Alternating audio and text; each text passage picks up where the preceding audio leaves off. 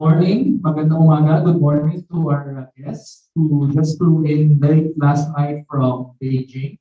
And some of them came from different places in China because the Boao Forum in Hainan, which was attended by former President Dorian Arroyo, just concluded.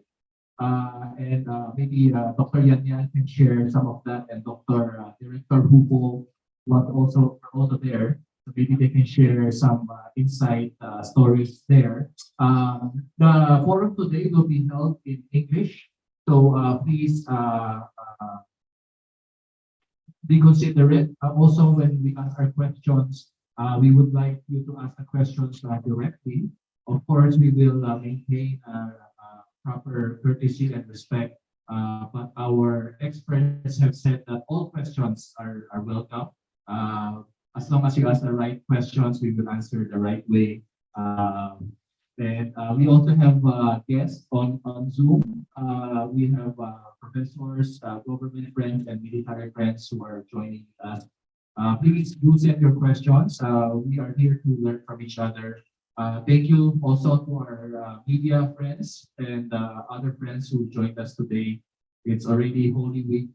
We know many of our friends are on vacation mode, so we'll also recording in progress. Keep our forum short and sweet.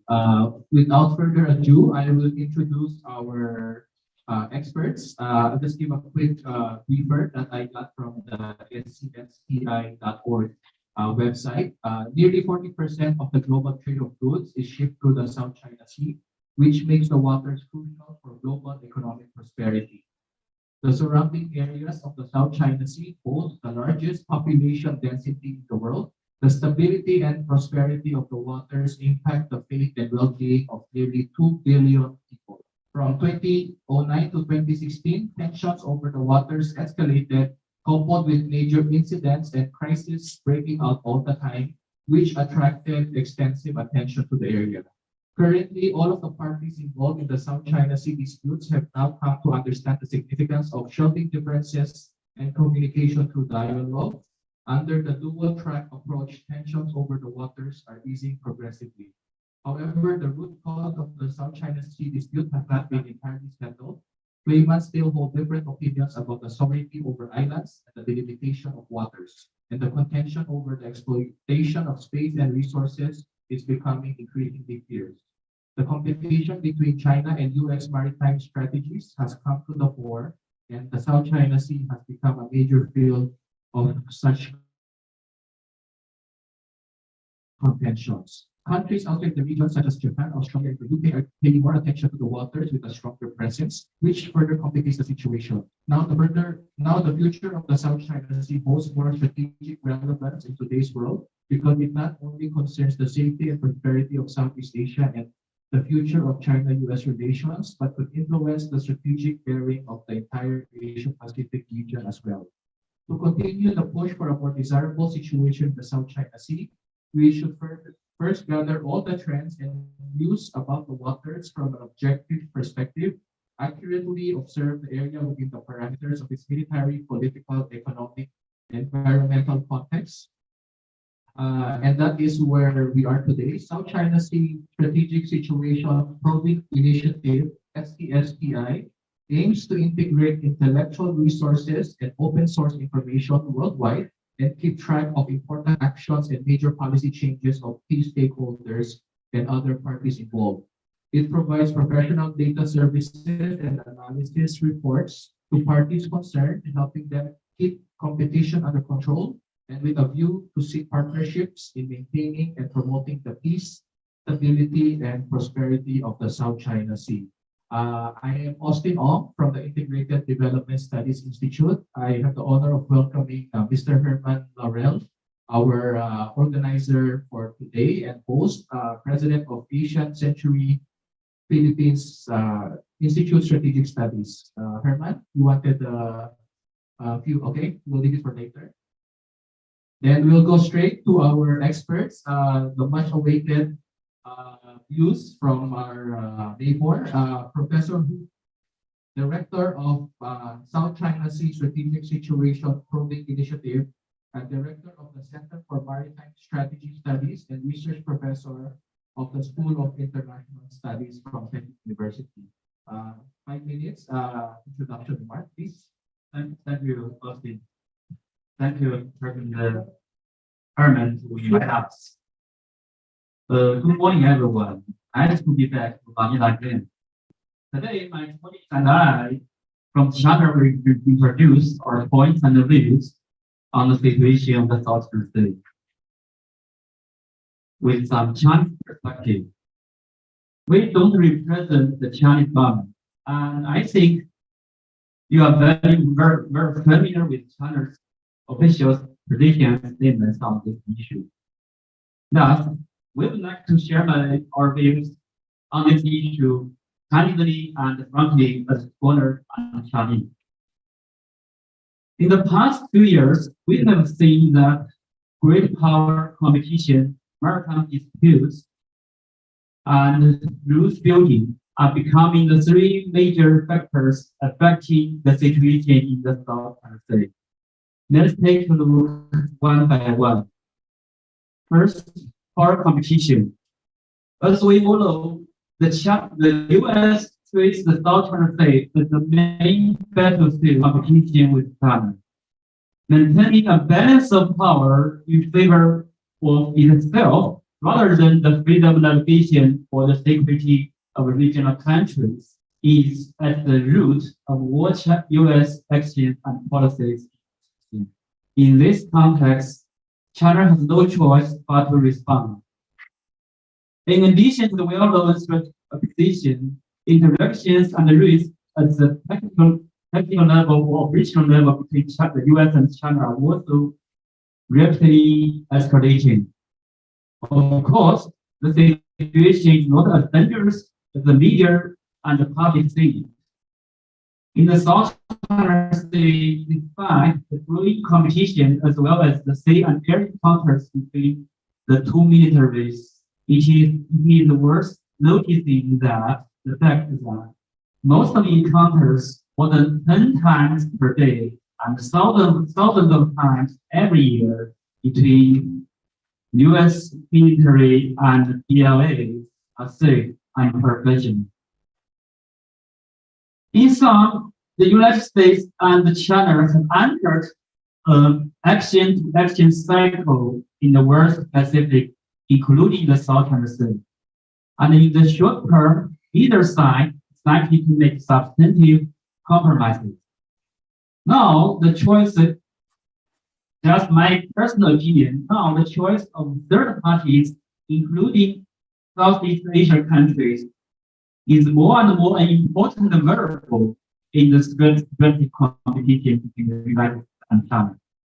If Southeast Asian countries don't choose sides in the China-US strategic competition, or don't support the China-US strategic competition, the deteriorating trend of China-US relations will be elevated to a great extent.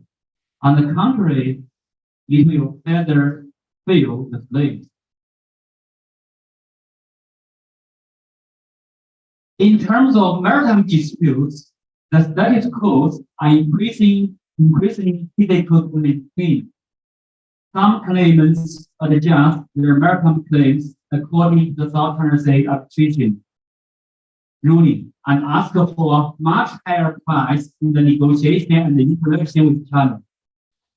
Stimulated by U.S. intervention and the South China Sea arbitration ruling, unilateral oil and gas development activities in disputed areas of South China Sea are also intensified. As for the status quo of accusations on the features of the Red Island, although it has been maintained in general, there are also some bad signs. There are rumors here that China will occupy some new uninhabited features, but as far as I know, Beijing has no such plan. Reversely, with more and more Philippine official statements declaring to expel China from the disputed waters, worst Philippines Sea in Philippine Sea. China has reason to concern that the Philippines will occupy some uninhabited features like South Thomas Shore, Sandy Cape, and Wilson Reef. If this happens, it will directly overturn the consensus of the DOC and the peace and stability of the Southern Sea. Yes, more and more Chinese military and fishing vessels are showing up in disputed waters. However, this is what other claimants, including Philippines, are doing. And China's policy of sharing disputes has never been changed.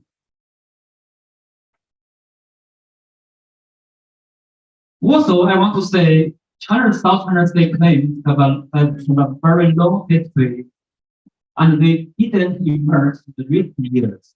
My colleagues may add something later.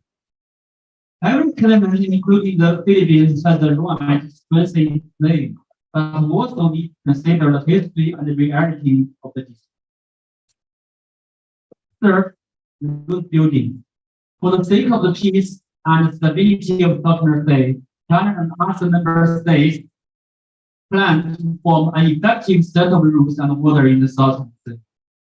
Although the process of implementing the DOC and the COC connotation among China and other member states are not satisfactory, the communication itself is still important.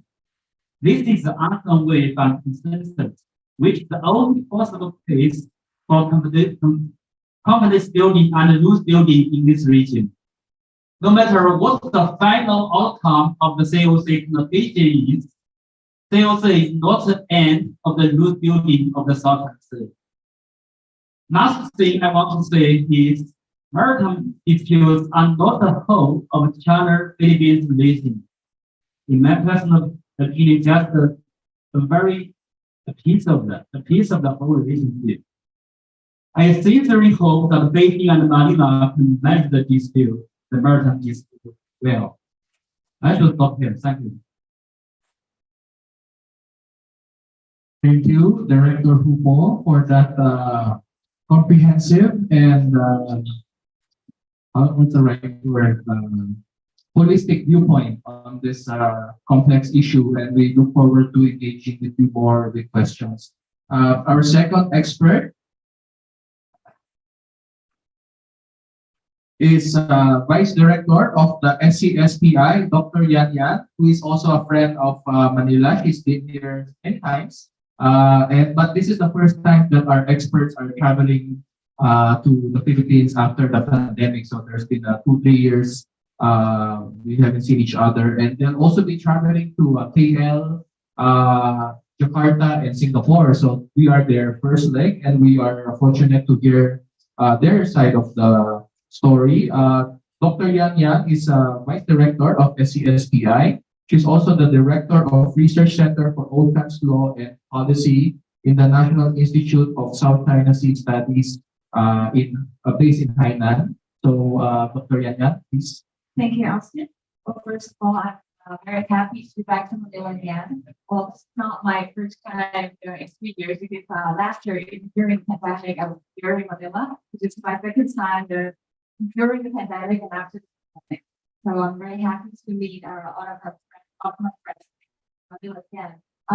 And I just now, Professor will introduce to us the geopolitical setting of the region in general. So I want to talk a little bit about China-Philippine relations, the issue more specifically. We have 3 minutes. So about the China-Philippine relations, it's our understanding that we have our relationship for 8 years. And I think overall, the two countries have predominantly warm, cordial over the years. That's my personal understanding of the overall bilateral relations. And also in the year 2018, when President paid a visit to the Philippines, we established this comprehensive strategic cooperation in the year 2018. So if you look at trade, total trade in recent years between China and the Philippines has continued to grow, and also China leads talks of Japan to become Philippines' largest trade partner this year 2015. And also, according to the statistics of the Philippine Department of Trade and Industry, China also rose to become the second largest export market. So we see a lot of achievements in bilateral relations, including trade in the past few years. However, we are all aware that we have the territorial dispute and maritime jurisdictional dispute between us, and this dispute has plagued bilateral relations over the years. And I think that my current understanding is that our two countries are all aware that the dispute won't be resolved in the near future, and that's why we have dedicated to manage the crisis and also for prevention of the future crisis and incidents and promote maritime cooperation. I think that's the thing that the two governments have been doing for the past years. Like the year 2004, 2005, the Joint Seismic Survey cooperation project between China, the Philippines, and Vietnam. And also, there are several joint statements that we signed when the two national leaders visited each other.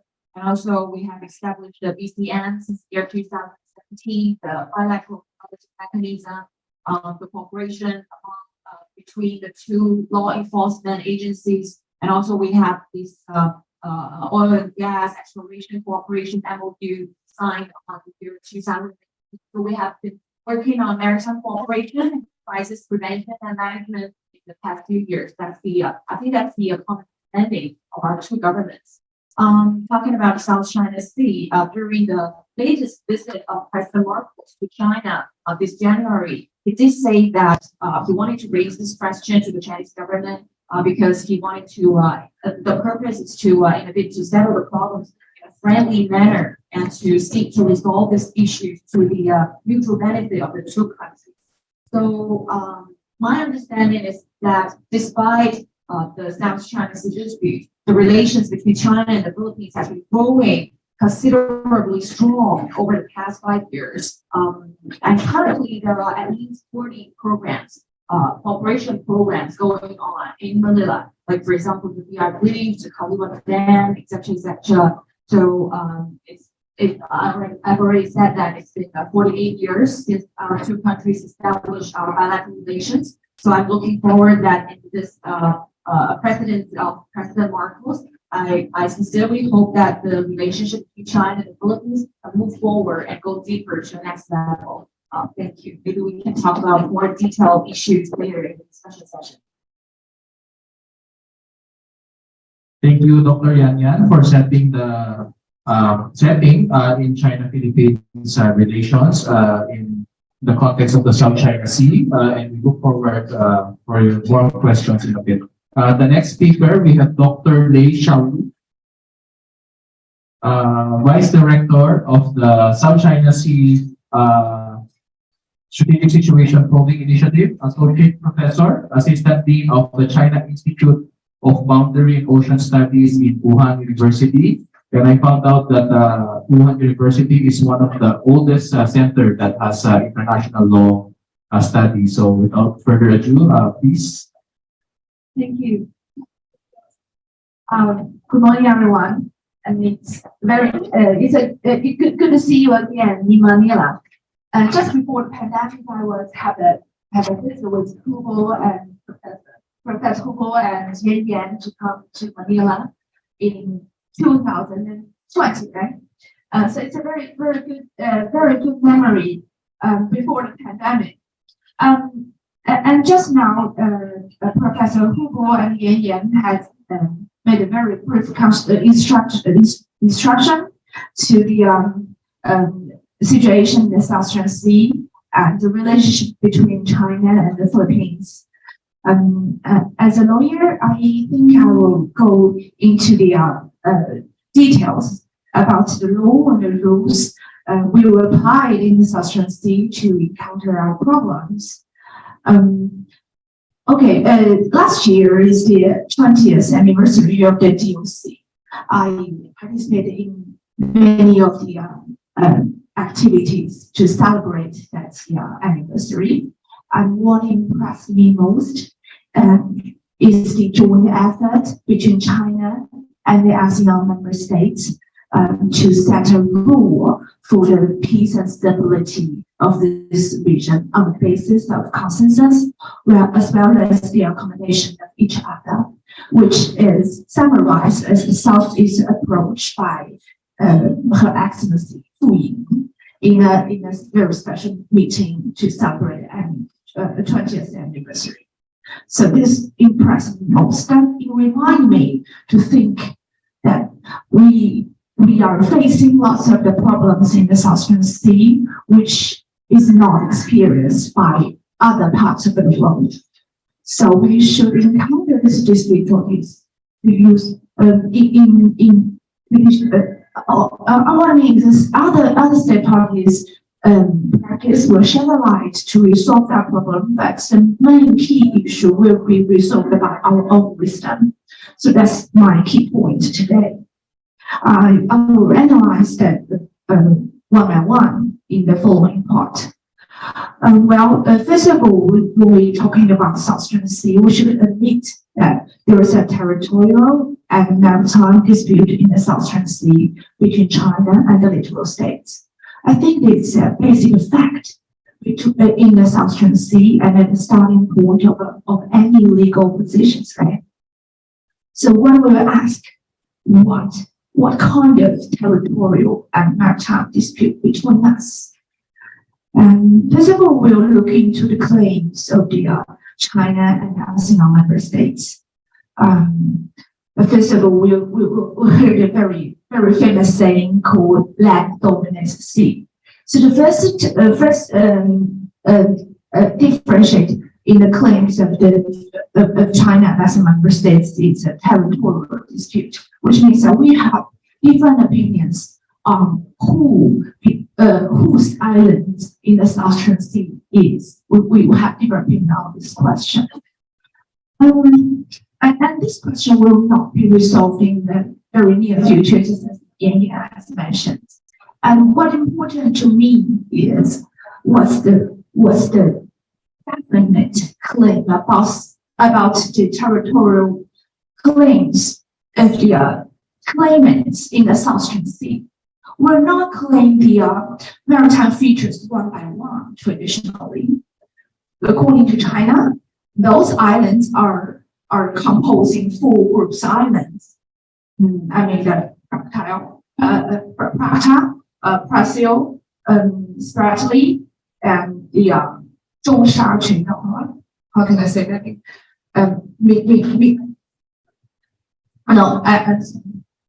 Melax field, right? We claim the sovereignty over the 4 groups of islands. Let's look into the other claimants, Vietnam. It also claims the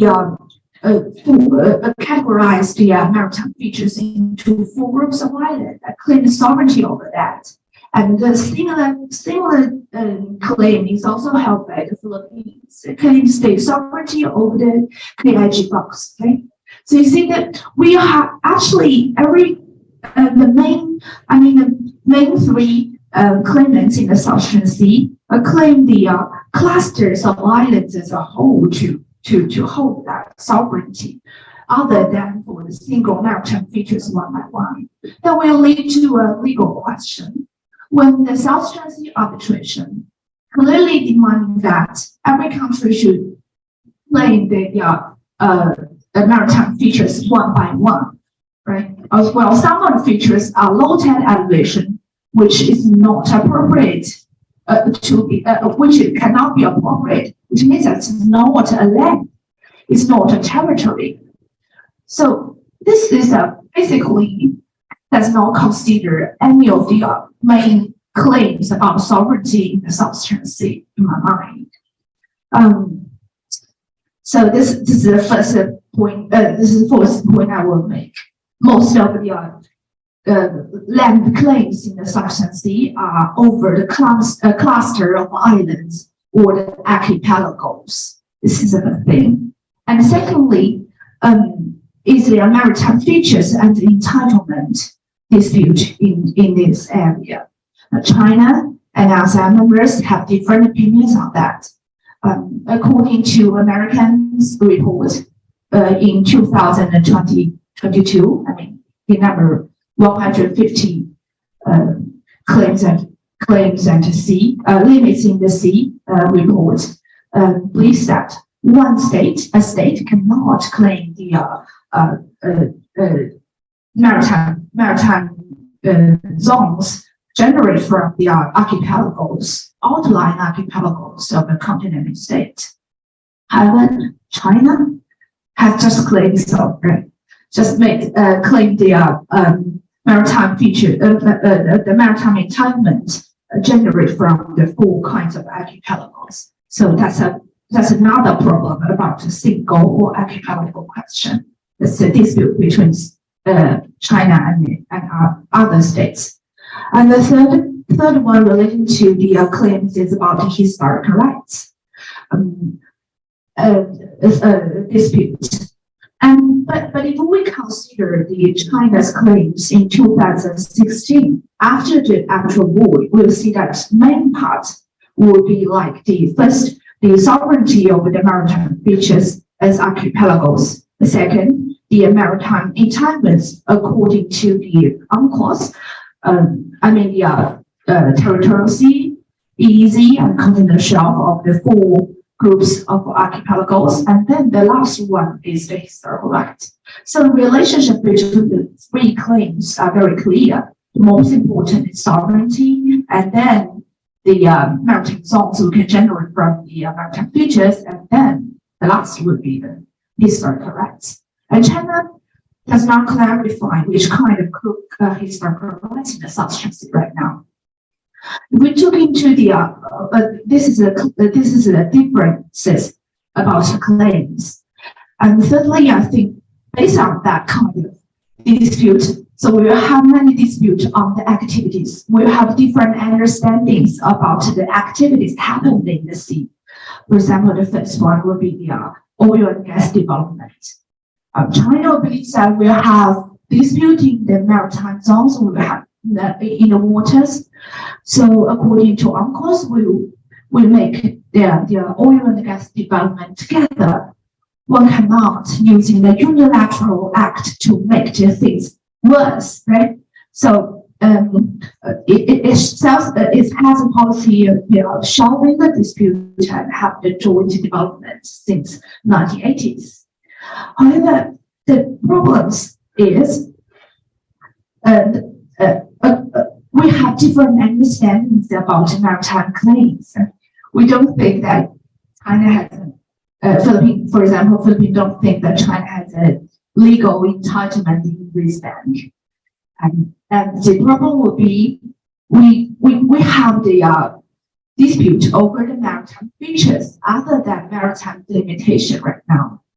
I think it's the problem that never has been faced by any other regions, because in other regions, people have joint development when they have delimitation problems. At least they admit that we have both sides have entitlement over one area. But in South China Sea, we don't have even agreement on that issue. So this will a new problem for the South China Sea dispute claimants to have a wisdom to overcome this kind of difficulties. Other states, the practice will shed a light on the issue because they'll have different methods, different types of modes to have joint development. But it does not 100% to match the dispute between China and the Philippines. So we have our own confidence or have our wisdom to use the China and Philippines own approach to overcome that kind of difficulties. And the second is about law enforcement activities. We have different understandings on law enforcement activities, although we believe that we will take some measures to the IUU vision or something else. But behind that, we may think that a kind of law enforcement activities is a kind of authorities play in this region. So there will become new obstacles to have the cooperation against wrongdoings in the South China Sea. So because all these kind of law enforcement activities are based on the national jurisdiction right now in the South China Sea. So why can we think that they are flag state responsibility or flag state jurisdiction over the vessels to have more to strengthen this kind of cooperation between states? And fourth, we will come to the other stakeholders in this region. We will see that the actors is not only China and the other claimants in the South China Sea, but also the other countries will get interferes with the affairs with this region and will raise different type of disputing in this region or problems, I can say. So the first thing we will to encounter is that what is the right of other countries in international law? What they really enjoy in the South China Sea. First of all, the most important will be the navigational rights, right? But it seems that China and ASEAN member states never set restrictions for navigation of other states outside this region right now. So I think all these kind of rights under the international are protected and preserved by coastal states in the South China Sea. Despite in some of the problems, China and the South China Sea claimants have different understandings with the USA, especially when the warship comes into the territorial sea. Right? So I think there's a different understanding of that. The second is about the COC consultation, whether the other stakeholders will take part in that kind of negotiation. I don't know, but I'm not very familiar with the political issues of this problem, but taking the perspective of a lawyer, if we think that COC is a legally binding treaty, according to the BCLT, the parties of a treaty cannot create an obligation for a third party, which means that China and ASEAN members cannot create any obligations to the US. So what use is so concentrated on or very interested in or eager to participate in this consultation? I don't know. Maybe they'll have some strategic policies on this issue. And I think as a third party, US do have an obligation to make the purpose and the objective and purpose of the COC to be meaningless at the third party. That's also obligation under BCLT. Okay, that's my basic point about the rule of law. And last but not knowledge, I'd like to say that there was a bit famous debating on rule-based maritime order in the South China Sea. So what to me is what kind of rule? Yes, China also believe that international law-based order, right? International is kind of a rule, right? So what kind of rule will have to in the South China Sea? I think the answer would be like the common understanding of the international of the region. That's the only thing. And the international itself. Okay, this is my understanding of the rule-based maritime order. Thank you.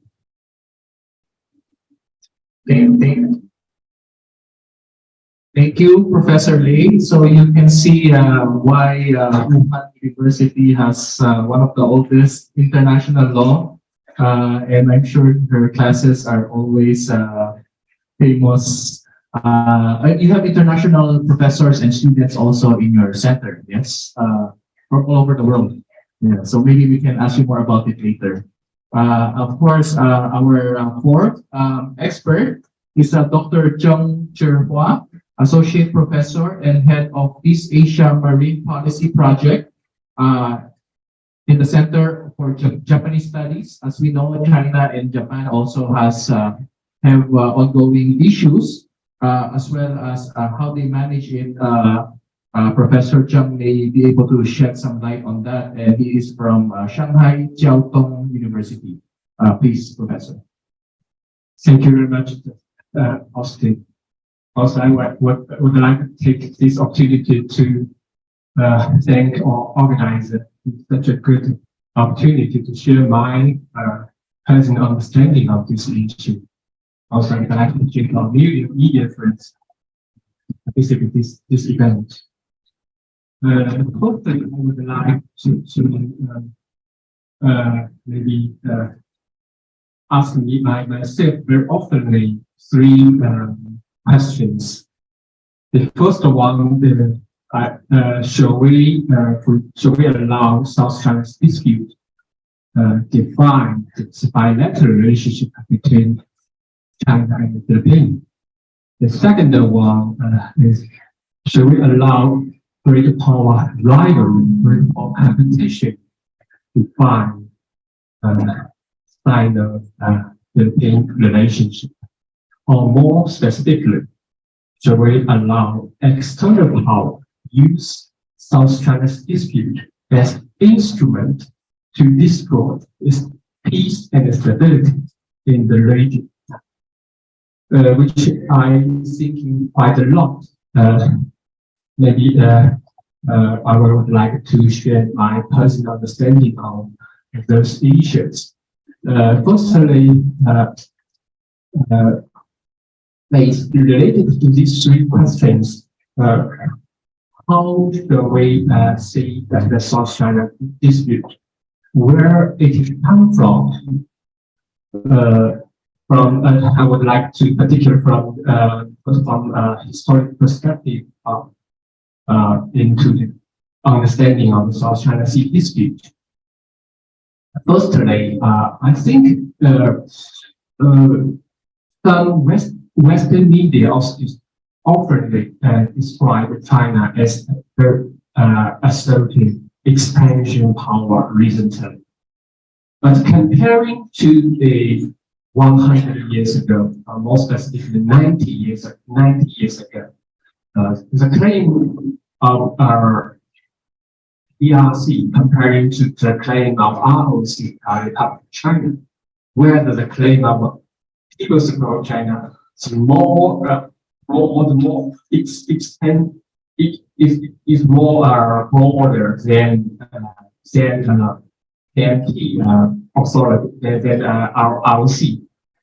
The story goes back to if you go back to 1920s, 1930s. At that time, there are lots of Western power, like France, like Germany, even or maybe Japan, trying to occupy some island in the South China Sea. For example, in 1930s, France occupied 9 islands in the South China Sea. At that time, China, the KMT government ran protest and released a map, which called South China Sea map of South China Islands, which was released in 1975, I think if I remember correctly, which defines the 4 island groups exactly same as nowadays China's claim, just as or my previous speaker, Dr. Xiaolu mentioned. So I think it's kind of a Eurocentric narrative of South China history, really misunderstanding. Comparing to 100 years ago, the claim of China, the South China's claim of China is exactly as same as 90 years ago, when we especially back to the territorial sovereign claim. So how should we see that claim? Actually, that claim is kind of responsive claim for protect the external power, Western power occupy the island of South China Sea, which is China claim. we when we talking about the nature of South China Sea, the China's South China Sea, actually it's kind of response, self-defense. It's particularly when China released its location map of South China Sea Island in 1947. Then PMT government released, which is actually quite we all know when we do South China Sea study with the locals, all know that claim. Comparing that map released in 1947, actually is no difference, except in the Gulf of Tonkin, the two dash line was resolved by Sino-Vietnam Maritime limitation. So there was the left 9 dash line. So when we define 9 dash line claim, actually that is exactly the same as 80 years ago. That the first one I would like to mention. And the second one I want to talk a little bit about the we all know there was a recently very famous British journalist. Also, his name is maybe I just skip the name. It's also associated fellow from Chatham House. He's very good at using international media and international forum to disseminate his research. This kind of narrative, I think, is quite fragmented, but it especially adopted a very extremely Eurocentric perspective with a strong bias and a lack of basic sympathy for historical Asia, resulting in a very narrow and even diametrically different interpretation of the historic South China Sea, deepen the rift between China and its neighboring state. Mainly, his study based on the English newspaper in the first half of 20th century. And his research, the connective dimension is very narrow and the interpretation is deeply fragmented, which even violates some basic historic common sense. So when we understand the South China Sea issue, we should adopt a comprehensive and comparative view of history. Particularly, we should not use the terminology which developed in the Europe context, for example, like so-called sovereignty. It's a very European concept of understanding.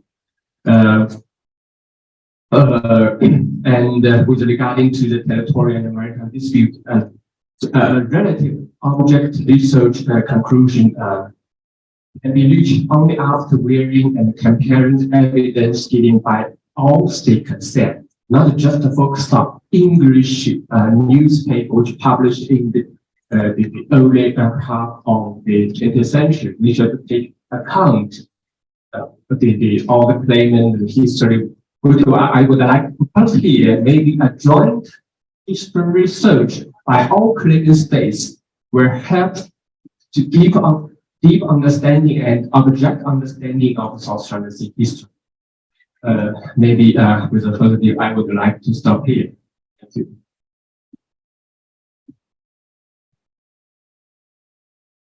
Thank you, Dr. Zheng.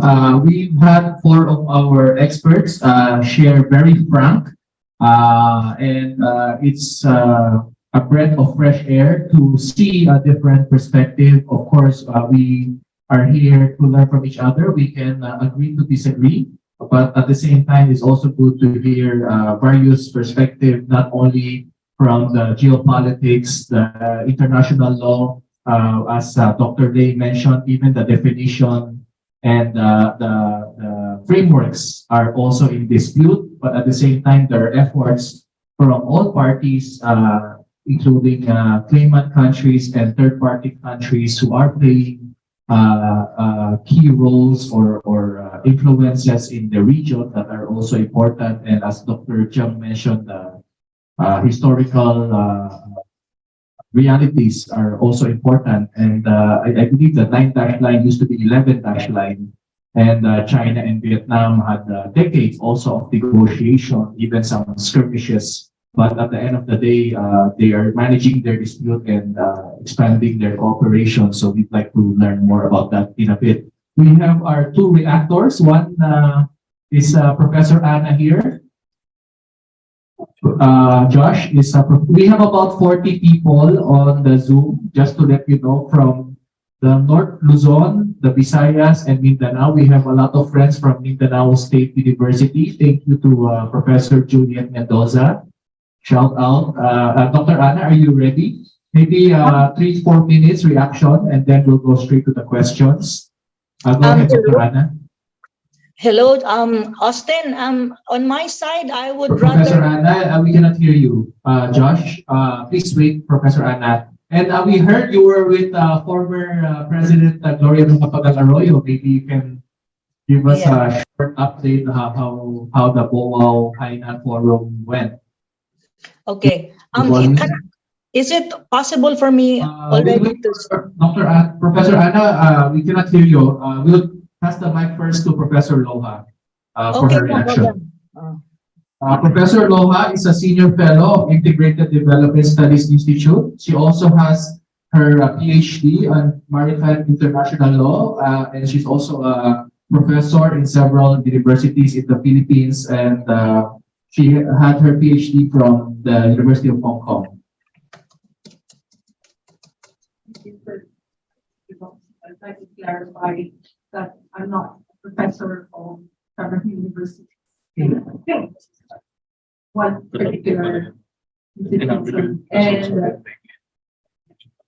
my PhD is in international law, very different from America, very different from international relations.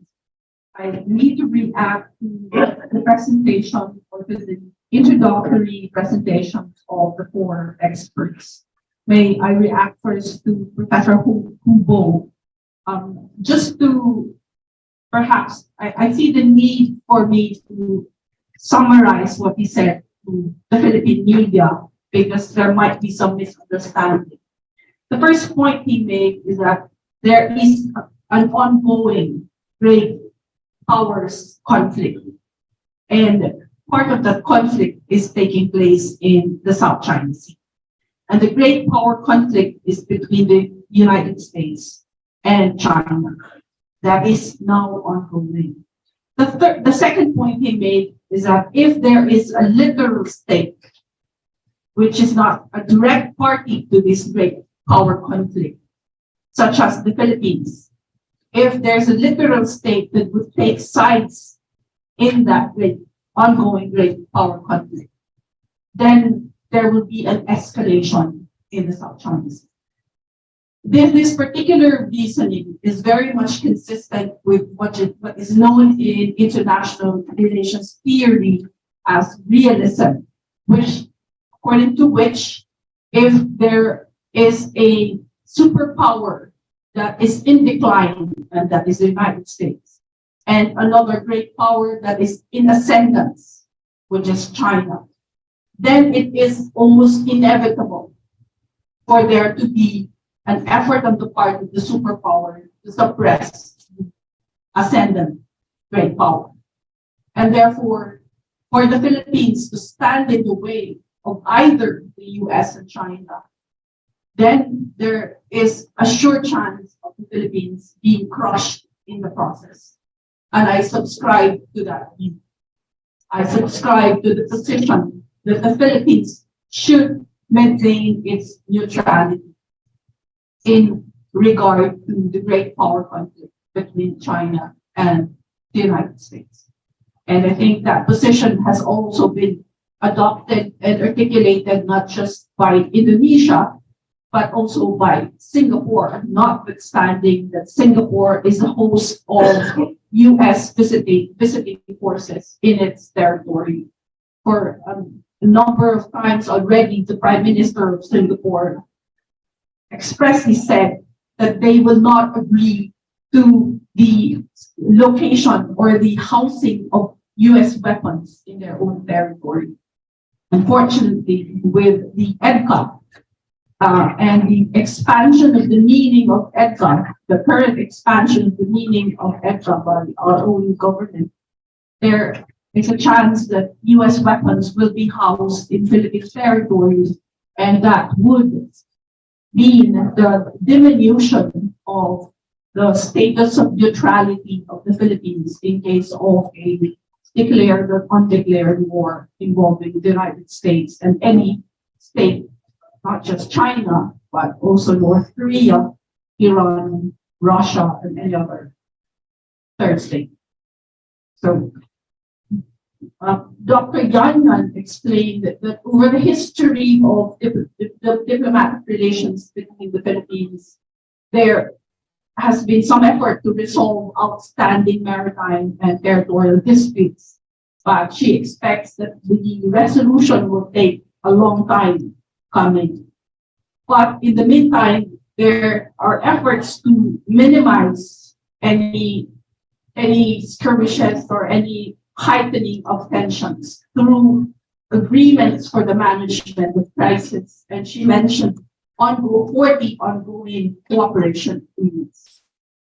As a Filipino and as a civilian, I would very much be interested on the progress in those 40 agreements of cooperation. And I would hope that the institutes would post some form of monitoring system where ordinary Filipinos can access information on the status of these 40 cooperation agreements, whether they are being implemented or not, and whether there are disruptions or not. And I think that would at least build confidence on the part of the Filipino public in the intentions of China with respect to these agreements.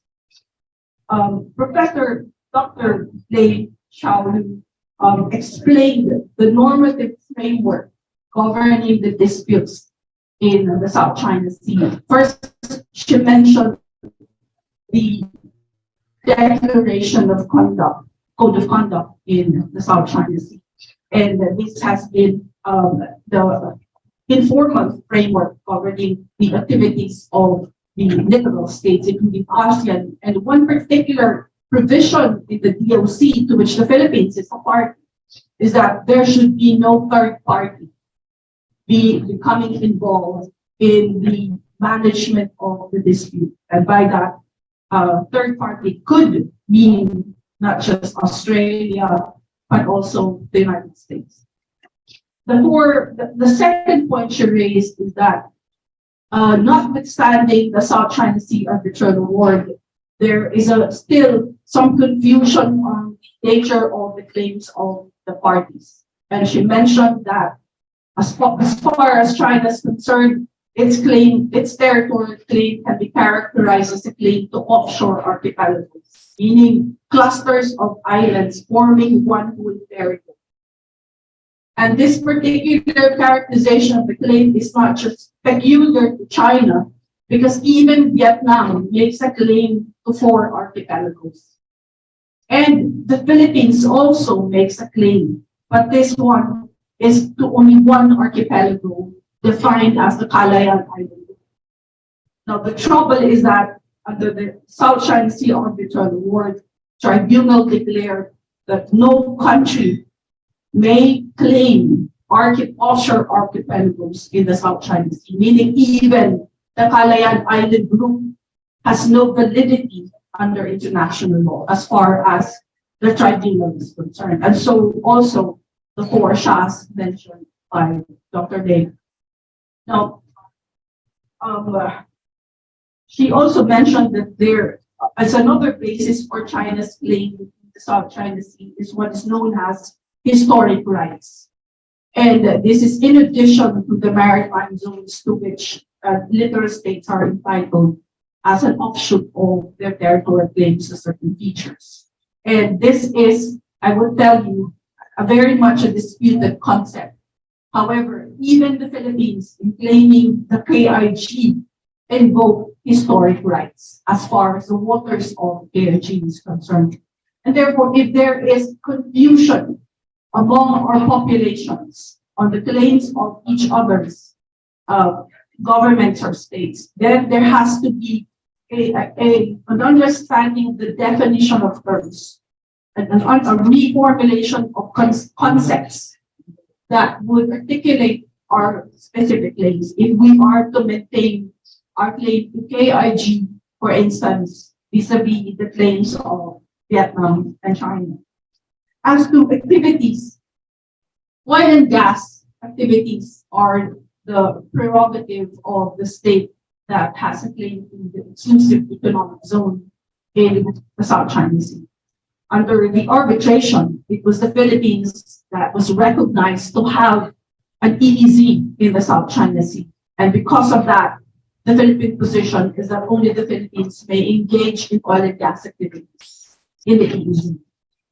The trouble is that in the same arbitral award, the tribunal recognized the claim of other states to specific features and the territorial sea of each features.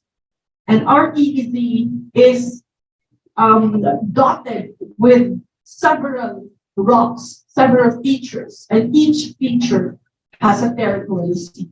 And therefore, there is a need for delineation of these features and their territorial sea before one can engage in oil and gas activities. Remember that when it comes to international law, the territory and the territorial sea has a higher status in international law vis-a-vis the exclusive economic zone. So this is something that we have to bear in mind even as the Philippines exercises its oil and gas rights in its own EEZ. Now, there are a number of things mentioned by Dr. Lei, but I will focus on law enforcement. Now, when we mention law enforcement, we refer to the right of the Coast Guard, for instance, to enforce specific laws. But when it comes to the West Philippine Sea and the EEZ, the laws that the Coast Guard can enforce are only in relation to oil and gas activity. They cannot relate to other activities such as abduction of criminal offenders in the EEZ, etc., because our law enforcement activities is very restricted in relation only to certain activities in which the Philippines has sovereign rights in relation to its EEZ. And therefore, this is something that has to be understood between the Philippines and other claimants in the area. So finally, we go to Professor Zheng, who mentioned that the need for us to be aware of the history of the claims to the South China Sea. And for him, the origin of the claim of China is very much a defensive reaction. And I know that this was a defensive reaction to the claim of Japan, not just Japan, first of Britain, then of France, then of Japan. And in the San Francisco peace negotiations, there was also a claim by Vietnam raised during the conference. Unfortunately, the Philippines was not able to air its claim at that time because we were busy negotiating for reparations for war crimes and damage to property in the course of the war. And of course, I think that this is a good idea for academics from all the claimant states to come together and understand or just examine the history behind the claims to the South China Sea, even just as an academic exercise, but towards, of course, making our own populations of our own constituencies better informed and therefore better able to decide for themselves regarding this issue. Thank you, Dr. Melissa Loja.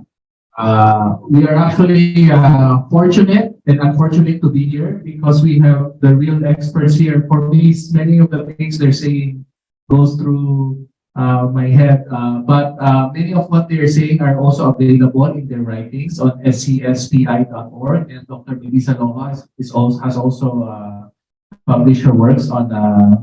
She has a book here for those who would like. It's $60.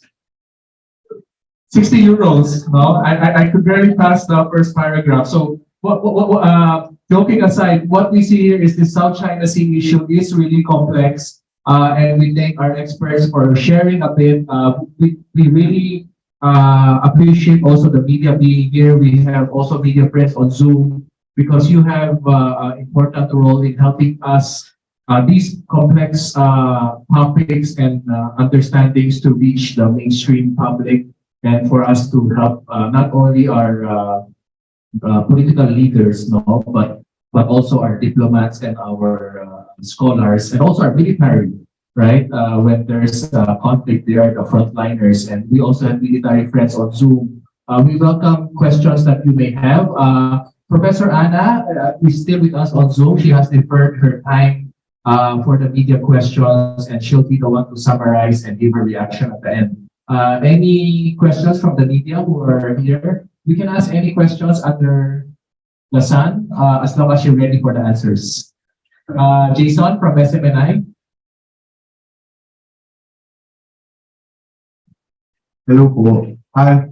Good morning. I'm Jason Lulico from SMNI News. My first question is about the COC, about the Code of Conduct, because the DFA said that the creation of the Code of Conduct in the South China Sea, which aimed at reducing the risk of conflict over the strategic waterway, could not be done this year.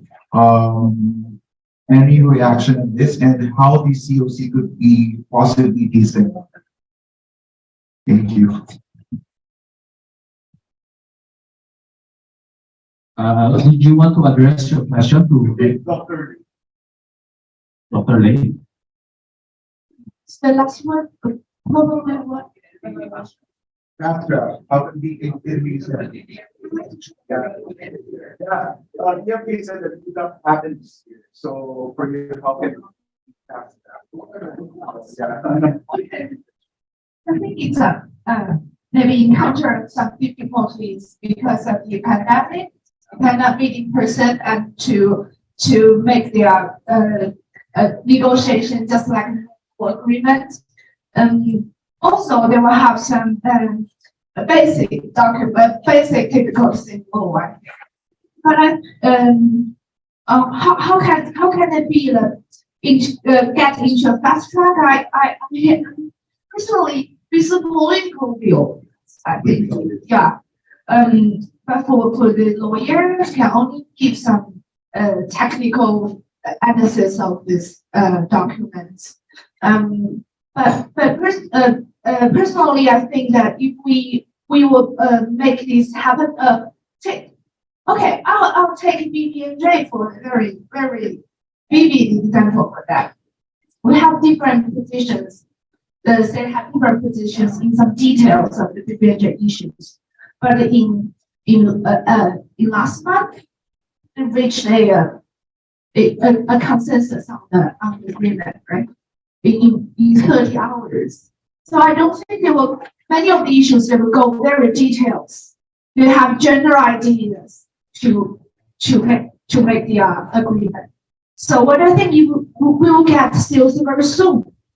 We'll just focus on the common understandings and the general ideas and leave the room for the still see as a living instrument for us to establish new rules and details in the future when the consensus are easily to get. So that's my point of view. Thank you. For the experts, just because there's a similar question, is what are some of the obstacles or hindrances that you see that are, yes, go ahead, Dr. Yan and then Dr. Melissa.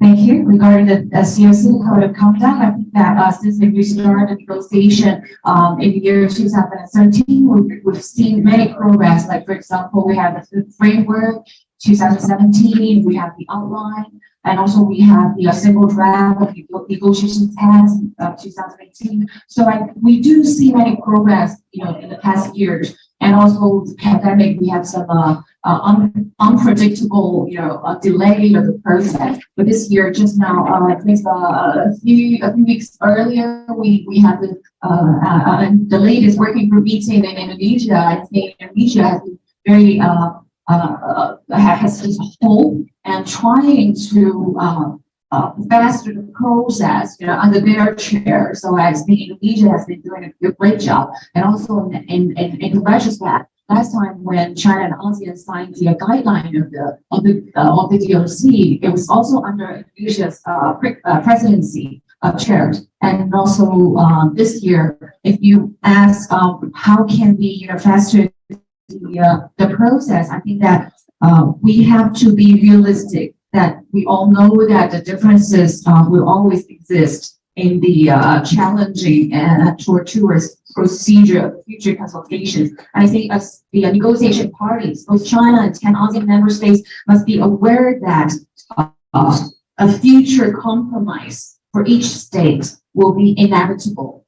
So on the negotiation table, people need to be compromised to each other. So you cannot get everything you want. To bear that in mind, I think we can better, maybe, hopefully, it's my sincere hope that, because we are now on the second reading, I sincerely hope that by the end of this year, we could finish the second reading. That's my personal opinion. Thank you.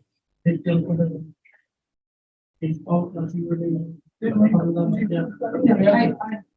don't think that it is for the debate to say any POC within the year.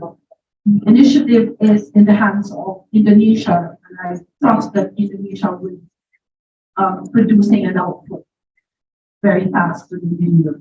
In the meantime, let us say that there will be no COC.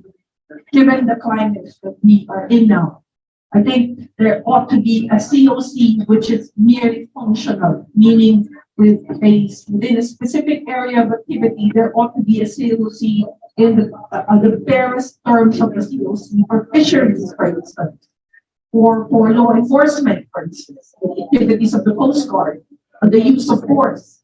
These are functional COCs that can already be crafted, given that there are existing MOUs or MOAs in regard to these activities, and all for the purpose of managing conflict within the area. I think these are doable.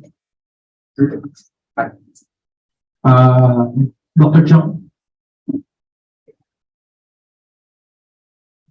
Thank you. Let me just add one very quick point to that question. I think this question is really depends on what kind of COC we need. We just need a very symbolic and decorative instrument like DOC. Maybe they can get it very soon. But if we need a substantial and effective instrument, it may take more effort. Both the willingness of member of Analyst and China, and also the wisdom of the contracting party. Particularly important, I want to say, we should not allow external power ladder the process of the negotiation. Thank you. Follow-up question. Yes, go ahead. Of the third party, what would happen if there's a third party or foreign powers in conducting this DOC? What will happen if there's a third party? We have external powers or foreign powers in conducting these code. It's a very good question, actually. Just as I mentioned in my brief speech, we should not allow U.S.-China relationship define ASEAN-China relationship or Peking-China bilateral relationship. If we allow external, because our strategic dispute is very complex dispute, when we add more external elements in these disputes, that makes really chaos in the situation. So we need to simplify whether it's bilateral dispute, whether it's, for example, like 10 member of ASEAN states, the issue between And are the member of the China, where is the relationship between the, for example, like external power and the China relationship? We need to separate very clear. I think it's a better way to reach workable process of the negotiation. We just shall not put all things together. We could add something that. Maybe just one word. I think the COC is for the China and ASEAN member states to design the rules that we need in the region and for the region. So there's no room for extra-regional countries to play for the COC. That's only for us. Thank you.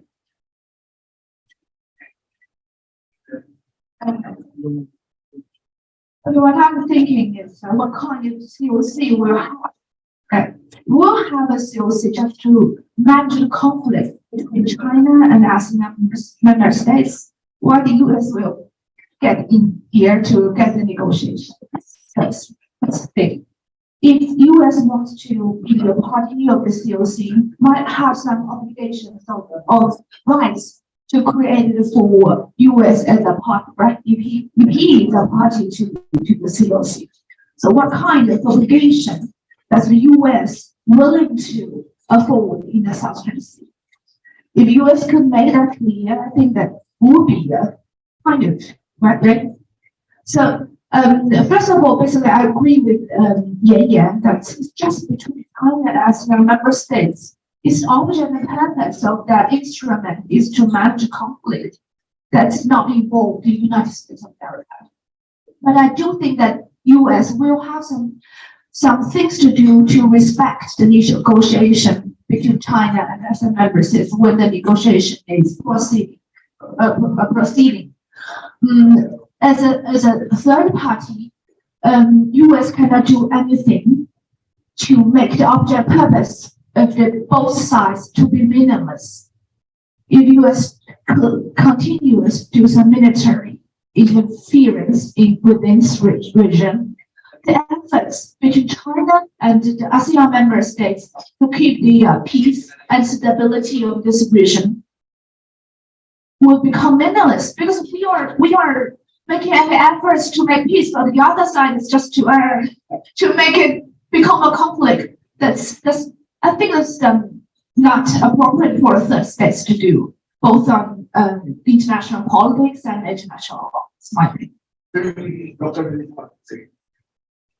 From the perspective of international law, any COC cannot downgrade UNCLOS provision.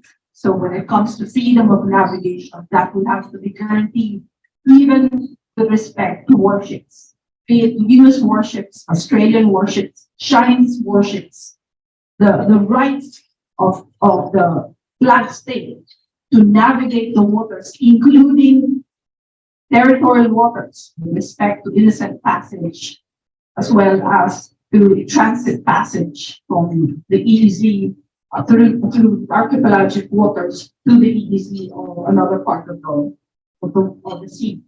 Those are rights that have to be guaranteed by the COC. The COC cannot downgrade UNCLOS.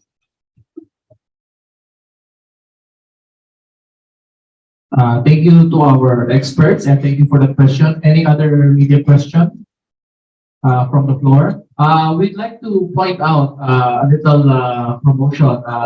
Integrated Development Studies Institute and our partner organizations, one of our advocacy is to understand these complex issues, but more importantly is to take home practical values. So with media's help, we hope that these applicable ideas can be promoted more for our general public and for our policymakers. What I got from this session is the functional COC can also be pursued because as our experts mentioned, these negotiations take 30 hours or more, and imagine we cannot even resolve some issues with our wife or husband. Imagine having to resolve issues with 11 countries plus external powers. No? So we'll leave the COC question for now. We'll come back to it later. SCSPI's expertise is also data analytics or data mining from internationally available data. Can our experts share also the situation in the South China Sea? In your latest report, you reported increased military activities of external powers as well in the South China Sea. And as you mentioned that China has to respond. So can you give us some of the numbers? And just disclaimer, our experts are not representing the Chinese government. They're representing the Beijing-based think tank SCSPI, and Dr. Melissa Loja is representing her private organizations as well. For the experts.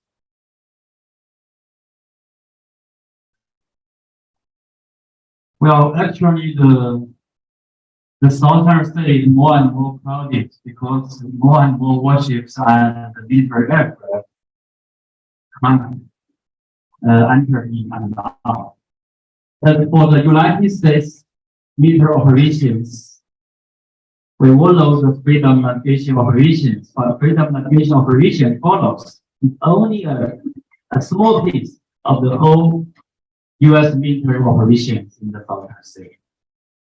Every year, U.S. has sent thousands of surveillance reconnaissance aircraft against China. Thousands of aircraft. And Reconnaissance are considered military. These are spy reconnaissance mean aircraft. Yes, ISR aircraft. can we call them spy planes? Yeah. Spy planes. And the U.S. is complaining that the China is, against the freedom navigation. But actually, just as Loja has been before, even in the southern, most part of the southern state, freedom navigation, no problem, including military aircraft and warship.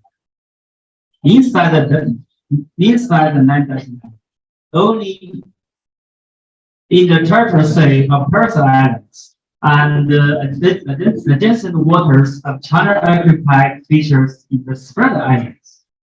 China respond very seriously against the U.S. operations. But in other part of most part of the area in the southern state, no problem. The U.S. China is following and monitoring.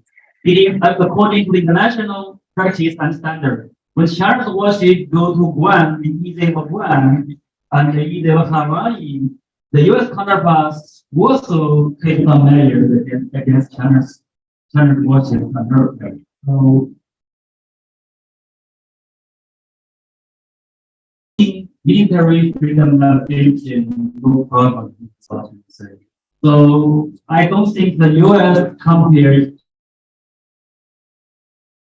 because it is not a problem. So as I mentioned before, the U.S. main concern is about maintaining the balance of power in favor of itself.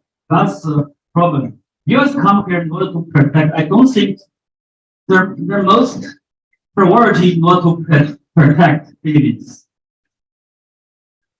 So their main concern is about the great power competition with China.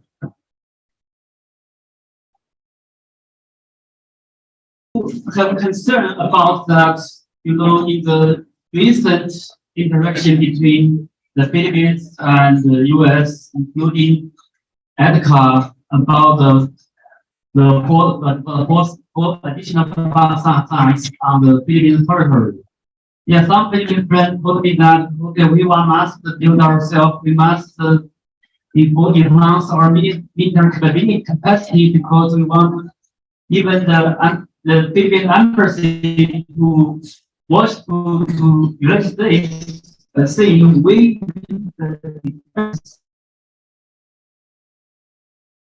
terrorists, you have several signs, according to the media's exposure, that there are three signs very near Taiwan. So it makes some sense you in the South China Sea because every claimants are doing that.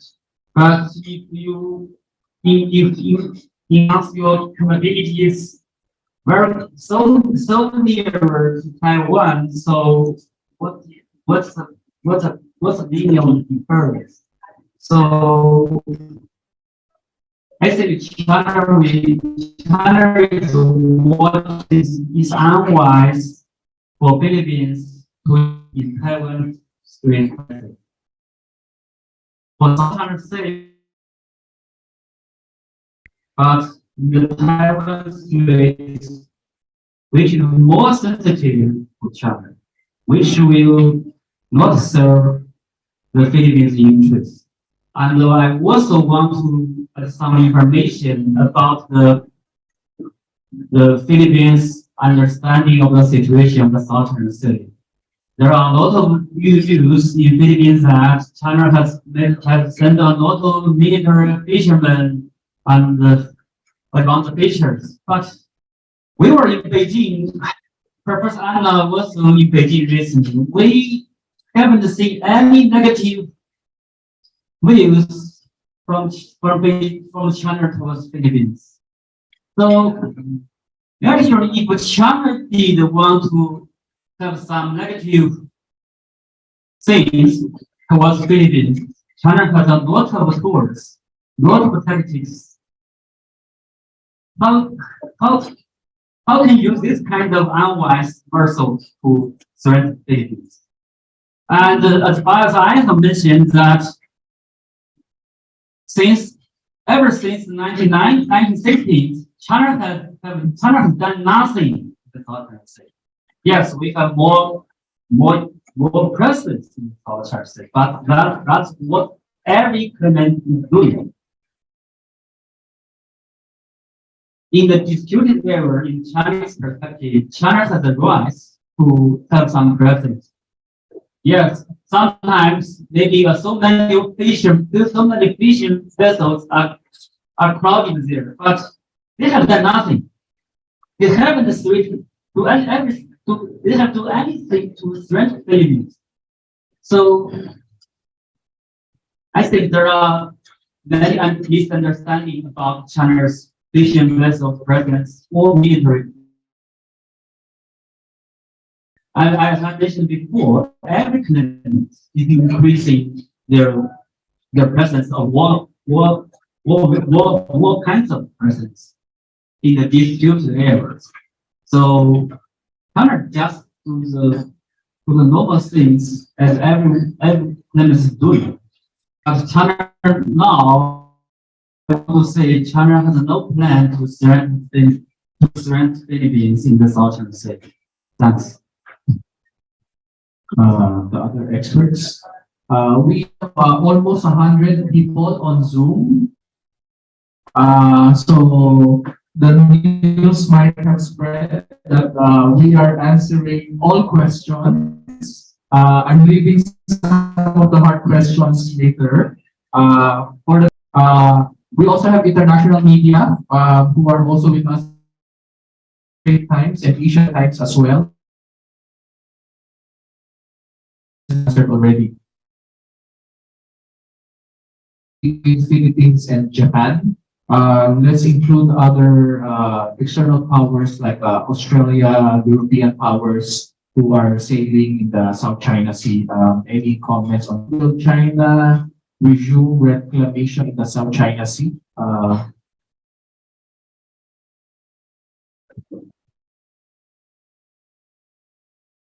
I think external regional powers like Australia and Japan and the US, they have rights to be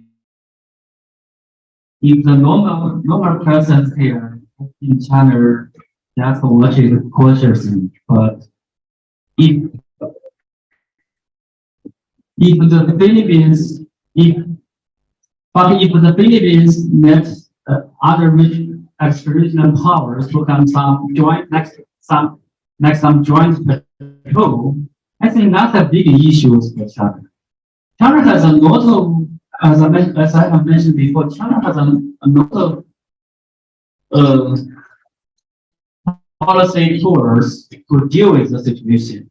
I don't know the convention including that in that, but I'm not sure which kind of countermeasures China will take. But definitely China will have some seriously countermeasures against that, because China and Philippines has, I think, the consensus that we deal with the dispute between bilaterally. As to the rule and waters in the South China Sea,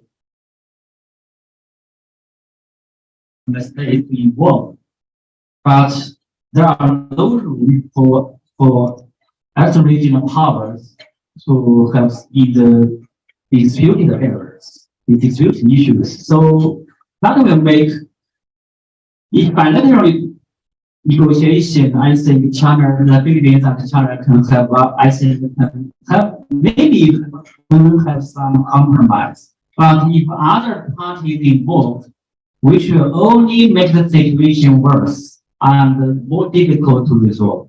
Thanks. Thank you. Just to echo Professor Hu's comment on the extra-regional powers.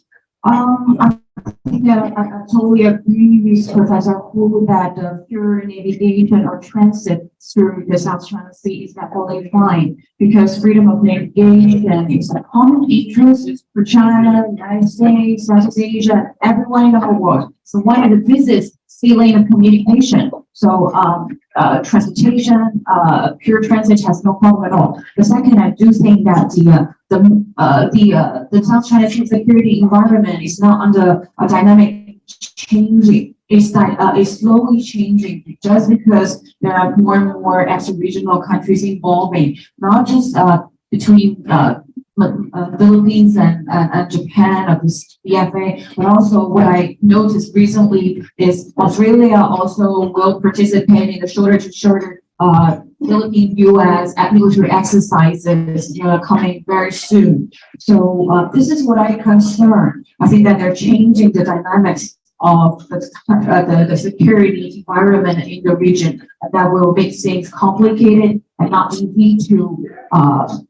easy for our climate spaces to build up trust and confidence. So I think yes, that it will probably generate another round of action-reaction circle you see in the region in terms of security. So that's what I'm concerned. Just very quick. I just want to add one. Actually, if we allow a joint patrol from, for example, like Philippines and the US in the South China Sea, for me, it's still like Philippines just put it. It's there in the middle of our life. It could be bring more risk. And I just.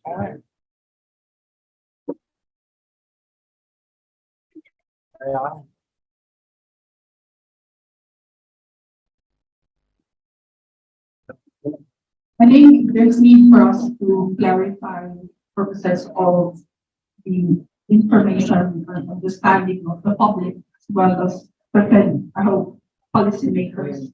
When we speak of joint patrol, first of all, we need to make sure where these joint patrols are going to take place.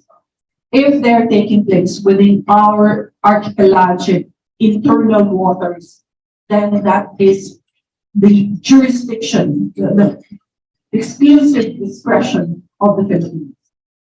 If the joint patrols are taking place within our territorial seas, beyond the 12 nautical miles, beyond the baselines as established by law, that too is perfectly within the discretion of the Philippines. Okay. The trouble is when the joint patrols are undertaken beyond the 12 nautical miles and in the EEZ. Now, as I mentioned, under the arbitral award, the Philippines alone was awarded an EEZ in the West Philippines. And technically, the joint patrol should also be solely within the discretion of the Philippines. The trouble is that that particular ruling is not accepted by China. I'm not sure if Vietnam will agree to a joint patrol between the Philippines and the US taking place in the waters being claimed also by Vietnam. As far as China is concerned, it has expressed its objection to any such joint patrol in disputed waters beyond the 12 nautical miles of the Philippines. Now, we have to remember that joint patrols are not military activities. These are law enforcement activities undertaken by Coast Guards, and these are non-military entities. So therefore, that would not fall under the category of military activities under AUKUS. These are law enforcement activities, and normally they take place in the EEZ. Now, if the joint patrols are undertaken in the routes where Philippine Coast Guards normally traverse, then I should, as an international law person, I would say that there ought to be no problem, because already China has acquiesced or agreed to Philippine Coast Guard making use of those routes. And therefore, if the Philippines would engage other foreign countries in a joint patrol of those exact same routes beyond the territorial sea and in the EEZ, notwithstanding the adverse claim of China or Vietnam or Malaysia, then there ought to be no problem anymore, because these routes have already been used by the Philippine Coast Guard a number of times and without any objection from China. But of course, these clarifications, these very minute details have to be made public and discussed by our governments rather than making general statements regarding joint patrols without any details and therefore unnecessarily raising concerns from other claimant states, including China or Vietnam. Thank you. Any other questions from the media? To Philippines-China relations, President Bongbong Marcos went to Beijing, his first day visit in 2023, and met with President Xi Jinping. And then there was a 7th bilateral consultations mechanism. Can you give us some insights or analysis or inside stories?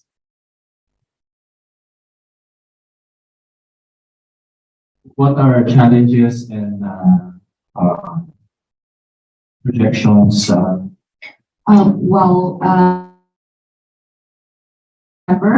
Right before President Marcos' visit to Beijing, so I was thrilled to see that from the beginning of the year 2023, we have closer ties between China and the Philippines. So back then, when I was in Manila visiting and chatting with Peking, that is very cheerful during that time. And also we, the two governments signed have a joint statement, when we visited Beijing, and also talk about many cooperation and future friendly relations, etc. So I think that's a very good sign of a new page of China-Philippine relations. But I do think that recent security situation with the U.S. involvement, in between China and the Philippines recently, I just talked about this security issues. I think this is the problem that we have, for our future relationship in between China and the Philippines. And also for the very recent BCM, bilateral consultative mechanism, which held only last week. I think that because it's all confidential and not me or other of my colleagues participated in this event, but I do see some news and some information and talk about talk about it with my Filipino friends. And it's my feeling that, well, first of all, I think it's very good thing to see that the BCM continues to be happening under this Marcos government, because this is the first time in the Marcos administration to conduct a BCM with China. So it's very glad that I see that the BCM mechanism has been ongoing and will be conducted hopefully in the future, because it's a very important bilateral mechanism for the two countries to deal with many issues. You know, the disputes, the cooperation, law enforcement, everything. So I hope it can continue. And second, I think that hopefully other projects, and especially the maritime one, will continue under this Marcos government, like between the law enforcement agencies, like between China law enforcement, the Chinese Coast Guard and Philippine Coast Guard. We have already an MOU, and also we paid visit to each other. And right before the pandemic, I think the China Coast Guard visited Manila, in the spring, maybe March of 2020. And I haven't seen that happening in the Marcos government. So I'm looking forward to the future, more maritime cooperation projects conducting under this government. I sincerely hope that the two governments can manage our differences, especially on maritime issues, very well. That's my personal hope. I was want to really add some opinions and suggestions for Philippine birds. I think that somehow the Philippine government needs the patience. The bureaucracy on both sides each time need the consensus reached by two presidents. From the January now, only 2 or 3 months. So it's difficult for the bureaucracy for two governments to have some rules, some rules of the cooperation. So it's time with the patience.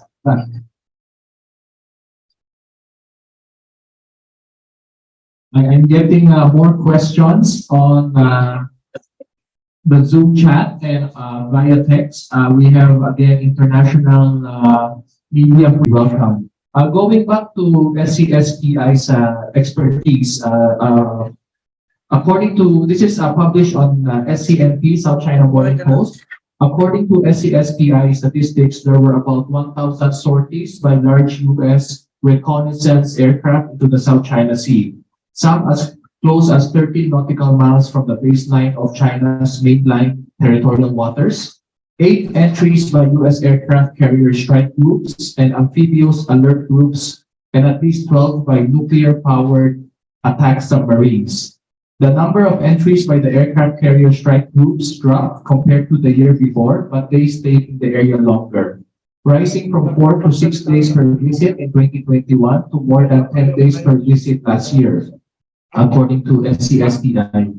The frequency and intensity of U.S. military activity in the South China Sea are increasing further, and actions are becoming bolder and more aggressive, with a level of excitement that has long surpassed that of the Donald Trump administration. According to the report, the U.S. military in the South China Sea has significantly increased their reliance on Philippine military air base and sea bases. The question is, can you share how you do your monitoring or your data gathering? Maybe in understandable terms, if it's not confidential. The top secret of SSPI. That's what we get on the news. Actually, with the information from the open resources, such as AIS for automatic, systematic for track the movement of ships between ships, and also the ADS-B for air control. So, what of the information, the business data, in the world, there are more than 20 or 30 different databases on AIS and HSP. So we just gather this database and double cross check, because every database has its own drawbacks and advantages. So we gather the information and make the cross check and double check about the information. So actually, most of the data and information come from the worst countries, Western countries, yes. And also we use the remote satellite to, sometimes the warships, most of the time they close up their equipment, so we don't know where they are. But we have the remote satellite from space.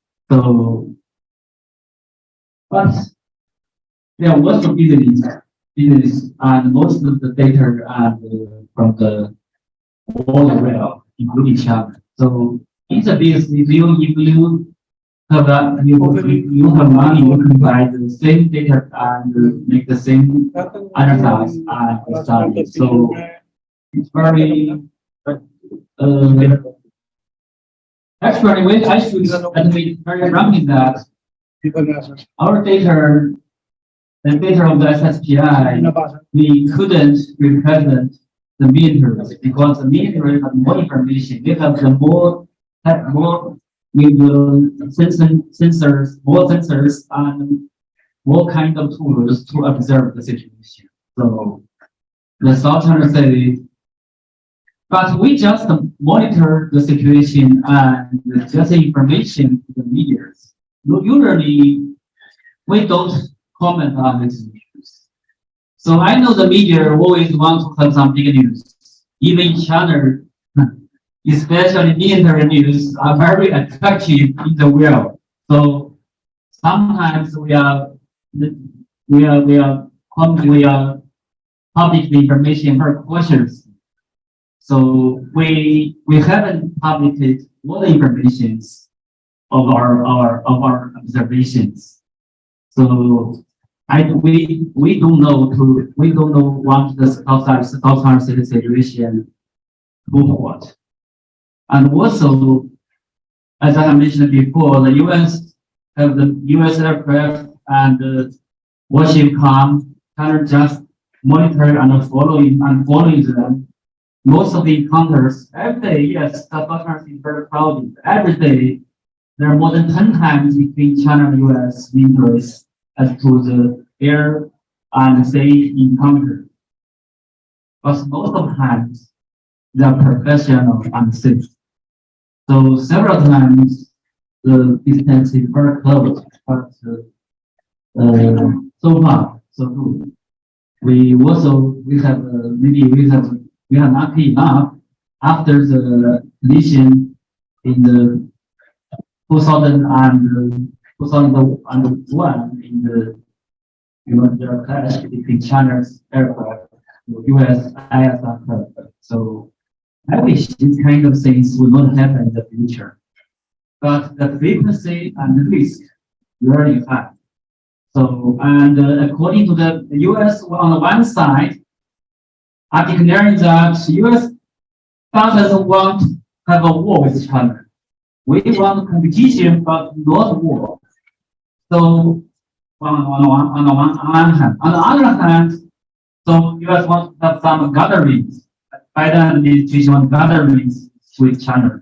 But on the other side, because of the power competition, power competition with China in the Washington D.C. is a political issues. So everyone, even the army, the U.S. Army, wants to have some role in the South China Sea, wants to intervene South China Sea issues. So you can see how crazy the politics in Washington D.C. So in this atmosphere context, the power competition, the U.S. operations interoperation in the South China Sea in the positive future will always increase. In the next year, the frequency intensity will much higher than this year. So that's a normal thing. And the China, of course, China response also will increase China's intensity and frequency. So you can say the risks. So that's why I want to emphasize that the third party, including the Philippines, is really, really important. If without the help of the third party, the US and China couldn't have some very seriously hard competition in the West Pacific. Thanks. There are some very what's the right word? Hard-hitting questions on Zoom. We will be asking in a bit, but just to clarify, as Director Hupo mentioned, SCSPI is a data gathering, data analysis think tank. It avoids making positions. To continue the push for a more desirable situation in the South China Sea, we should first gather all the trends and views about the waters from an objective perspective and accurately observe the area within the parameters of its military, political, economic, and environmental context. And it provides professional data services and analysis reports to parties' concerns, thinking that keep competition under control and with a view to seek partnerships in maintaining and promoting the peace, stability, and prosperity of the South China Sea. And I believe you're also active on Twitter, SCSPI. So for our media friends, you can get these materials on Twitter. And I hope I'll be forgiven if the comparison is wrong, but I believe you're considered the AMTI of Asia. Is that a fair comparison? AMTI is Asia Maritime Transparency Initiative that most of our media friends report their materials. So hopefully, SCSPI. Actually, we are very familiar with each other with AMTI. I think both of us are providing the situation of South China Sea from different angles and different perspectives. From different,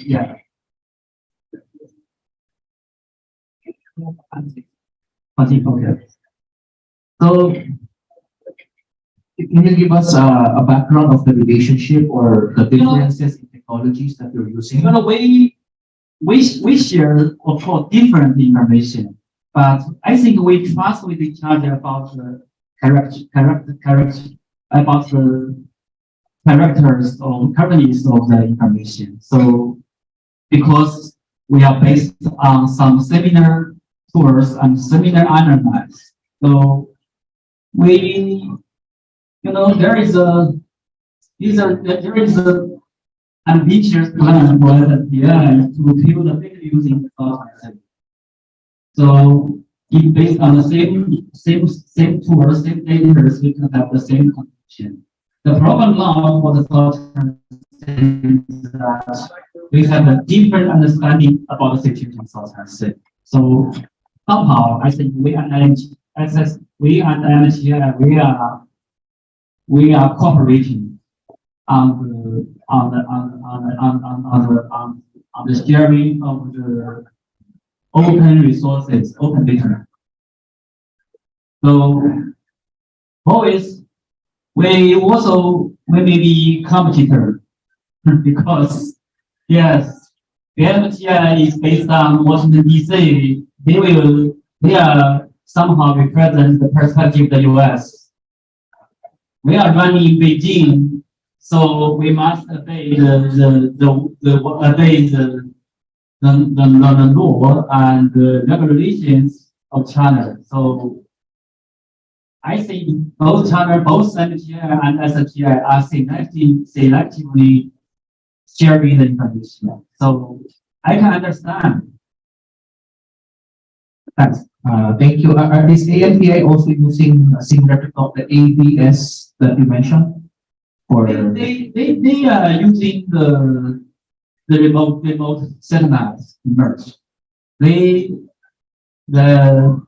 think as to the AIS and HSB, sometimes they use that, but not the Europe. Thanks. And your information is readily available if our Philippine government agencies or military agencies would like to cooperate. We are glad to share. But it's not very convenient to share with the public. You know, the public don't know the whole situation. So if some information is close to the public maybe, so in the China we don't share the information to the public, directly to the public, because we have to directly share the information. Because the public will say, okay, so many US warships and aircraft come.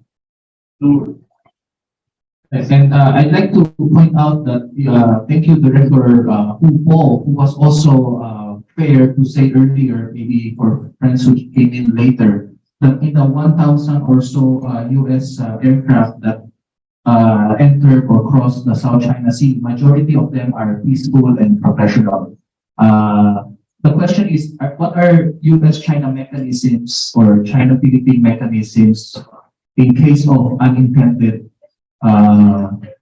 incidents? Do the generals of China and the generals of US have a direct line? Do the Philippine generals have a direct line with the Chinese generals? What if there's an accident? Oh, I think there are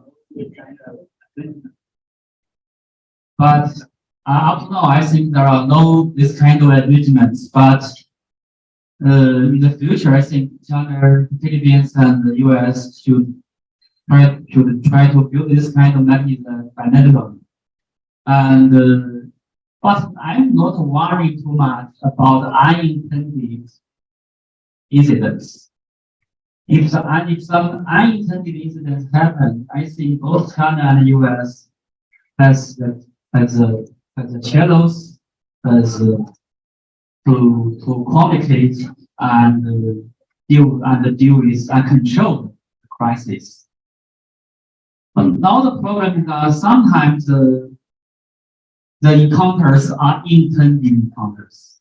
So we have the clues for unintended encounters, no problem. So that's why the most of the encounters, and also there are some arrangement about the collision between warship between ships, according to the international law. I think normally the unintended encounters no problem. Even there are some crises happen, but the intended encounters is very dangerous. For instance, U.S.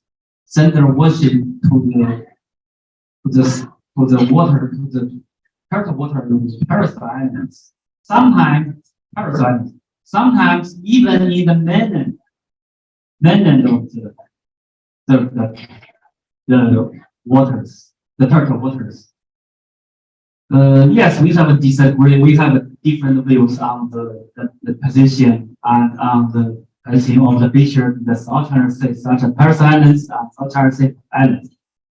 But sometimes the U.S. even sent the warship to the turtle water of the main and waters of China. Yes, but this kind of things usually are bilaterally secret, so not in the public, but it indeed happen. So in this kind of circumstance are very dangerous, because China's military or the PLA will take this issue and respond very harshly.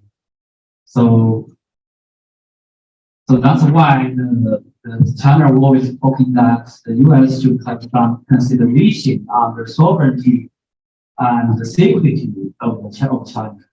Even, the US are also complaining that China has a different interpretation on the military activity in the EEZ, but now this kind of differences, I don't think we have that practically we have a similar practice in the EEZ military, but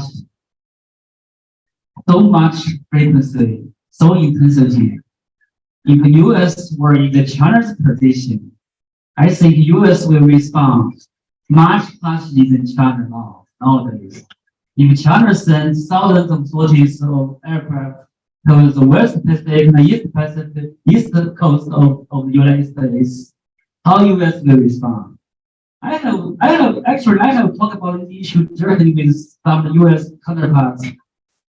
They say, they keep silent for a moment and say, okay, you are change the status quo if you do that.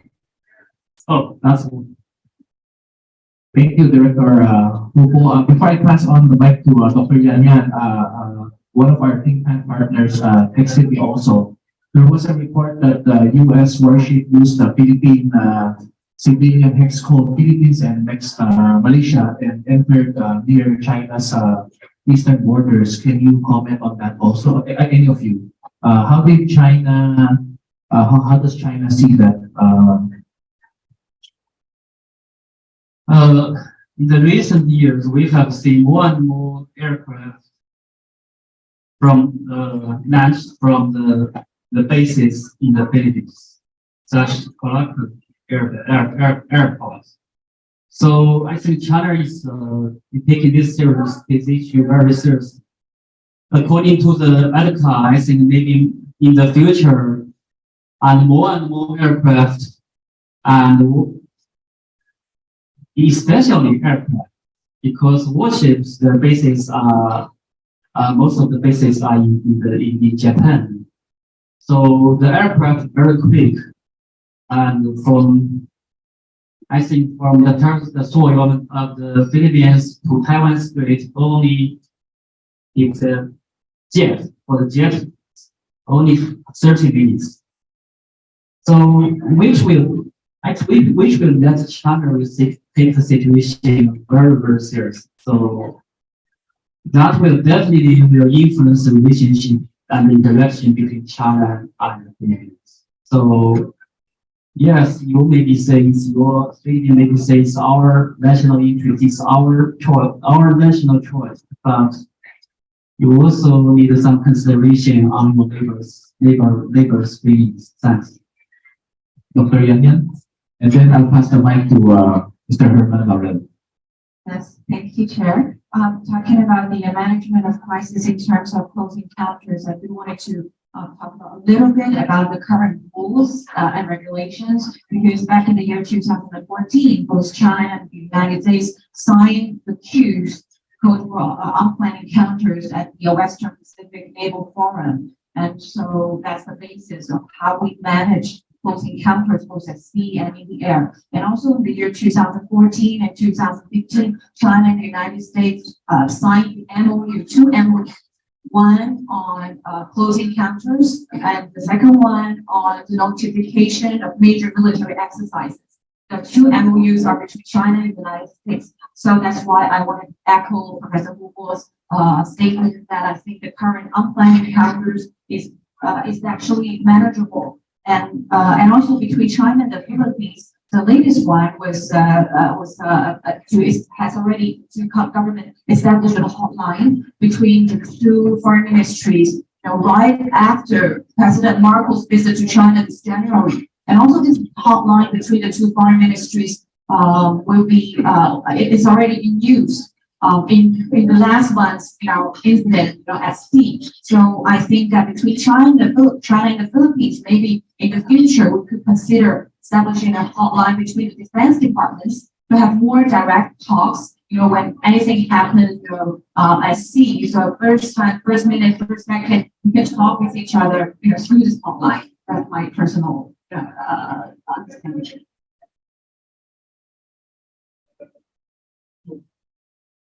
Hello, Justin. Okay. I have to ask this question to make sure it is asked because it's very important and very timely to clarify with the Philippine audience what the facts are. Because for the past at least 5 years and very intensely the past 3-4 years, we are always subjected to the news China has a maritime militia. And that this maritime militia often harasses Filipino fishermen.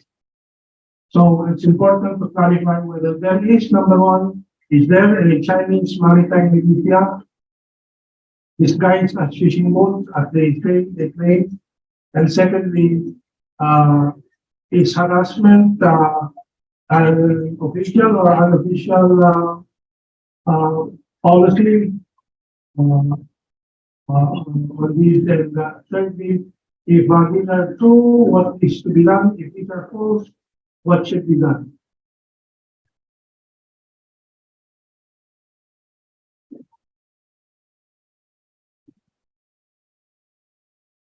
I think it will be difficult to judge which fishing vessel is being in Malaysia or not. So, according to my knowledge, the Malaysia indeed exists in China's military system because China's PLA history and China's national defense history. So, but now, as to Maritime Malaysia, I think the role of Maritime Malaysia is going down rather than going up because of the professionalism of China's militaries. And also, and I think China, in my personal opinion, China has so many warships, so many aircraft, military. So we don't need the Maritime Malaysia in the South China Sea to protect, to advance our interests. We don't need that. So, as I have mentioned before, yes, there are some fishing vessels gathered, maybe unusually in some lagoon, in some areas, in disputed areas. But in the disputed areas, in the Chinese perspective, they have the reason to be there. We don't even I think even the Beijing don't know what they are doing, but they are just being there, and they are just being there peacefully. So, how can this kind of activity threaten the Philippines? So, if China did want to have some negative things towards the Philippines, I don't think using the Maritime Malaysia is a wise tool. So.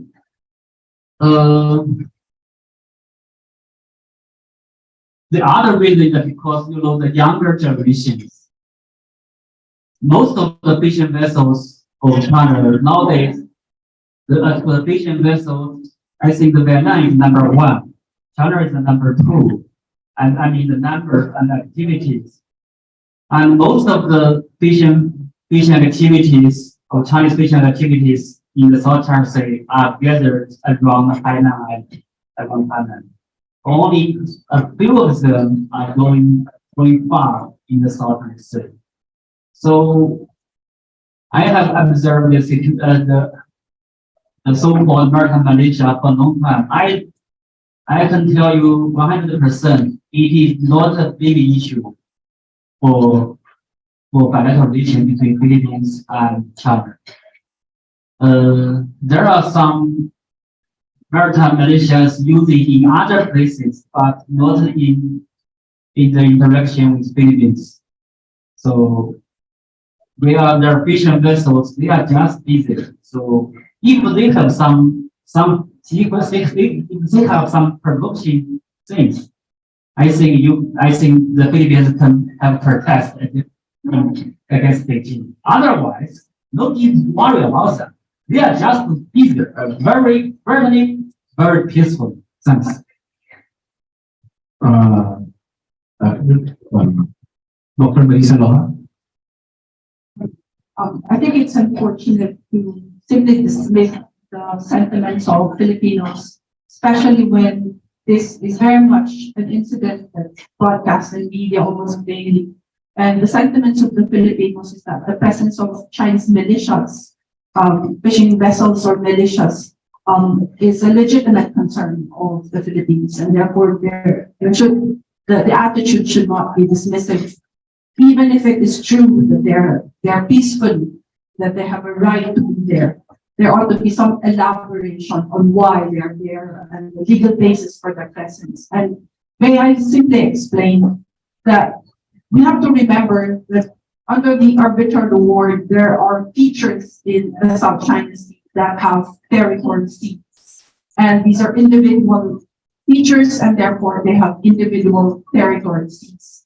And if these individual features are occupied by a foreign claimant in Vietnam, Malaysia, or China, then their fishing vessels might be situated in the territorial seas of these features. And therefore, the presence of these vessels, if in fact they're situated in those waters, would be legitimate. And I recall the incident of Julian Felipe, the hundreds of vessels that were moored on Julian Felipe, and which the Philippines claimed to be part of our EEZ, but which I hope I managed to explain in an article that the waters around Julian Felipe or was it McKenna Reef are part of the territorial sea of the features of the rocks being occupied by China. And therefore, even if there are hundreds of fishing vessels present on those waters, and then there is nothing under international law that would authorize a forcible ejection of these vessels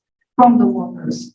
And if we, in fact, bring in our Navy and put out these vessels from those waters, then we would be committing a violation of international law. And that would be the principle that a claimant to a territory, including the territorial sea, may not use force to change the territorial situation of a disputed area. However, if these vessels are found beyond the territorial sea of those waters, of those features, then the Philippines very much has a right to raise concerns, especially if these are fishing vessels, which fishing vessels would then be engaged in activities that are under the regulation, under Philippine fishing regulations, if these are taking place in the Philippines, considering that under the arbitral award, only the Philippines was awarded a maritime zone, an EEZ in the West Philippine Sea. And of course, this is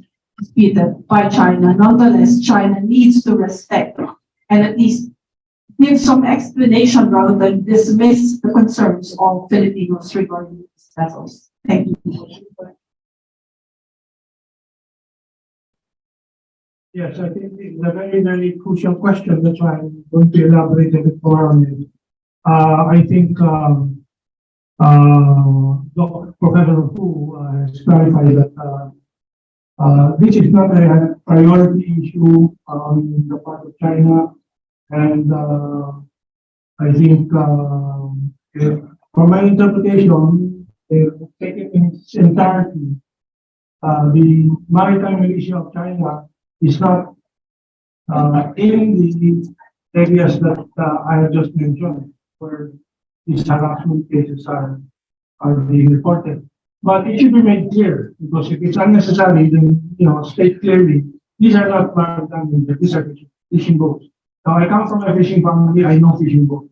But of course, it's not only not only China that is being accused of having maritime militia. The AMTI also have reports of Vietnam employing maritime militia. So it's not but when the narrative in the Philippine press, it's China, China, China. It's always China, never Vietnam, never other country. So we must be aware of that. Secondly, of course, Attorney Law knows this better than me, but I understand that many of the areas that are declared as the EEZ of the Philippines are also traditional fishing grounds. So there is some confusion there. I don't know, maybe we can help you understand. So I think it's good for China to declare that there is no maritime militia in these waters that we're referring to. Well, just say that there is none. If there are unofficial, that's part of the US-China big power strategies and tactics. We don't know. But the Americans use Philippine and Malaysian air codes, using American Airlines airplanes to enter Chinese airspace. We know they use those tactics. Our military is not innocent about this. Our military, the Philippines has been used by the United States as far back as the 1950s against Indonesia, Suharto's Indonesia from Mindanao.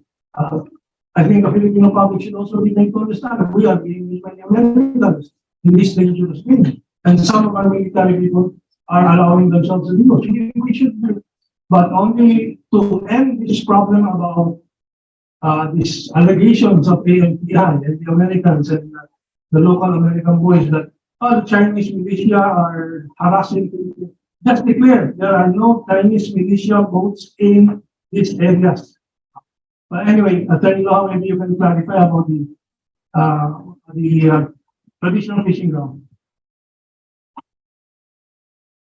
Before that, it's already lunchtime and the topic discussion is getting more interesting. So we welcome for those who came in late, please grab your lunch and then we will answer maybe 2 or 3 more questions and then maybe we'll have an informal session. Just to add, this question came from our environmentalists.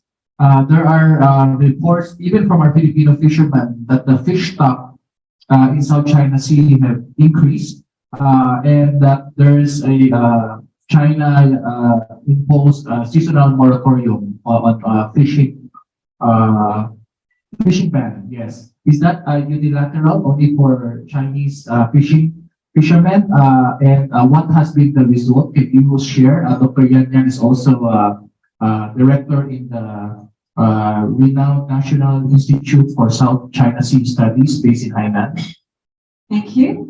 Well, actually, the fishing ban is a very important China policy to protect the fisheries resources in South China Sea. Every year, we started this policy from May to late August. So I personally think that this is the thing that we do should be our proposal to our Southeast Asian friends because protecting the resources, I think, is a common interest for all of us, especially the fishing resources. So important to all our regional countries, especially to Southeast Asian countries, and also it's depleting dramatically. We have so many reports and statistics about that. So I think if the Philippines or Vietnam or Malaysia would like to join China to conduct this fishing ban, in the among the coastal states, I think it will be a best practice and a very good example of maritime cooperation in the future. And it's very low sensitive area.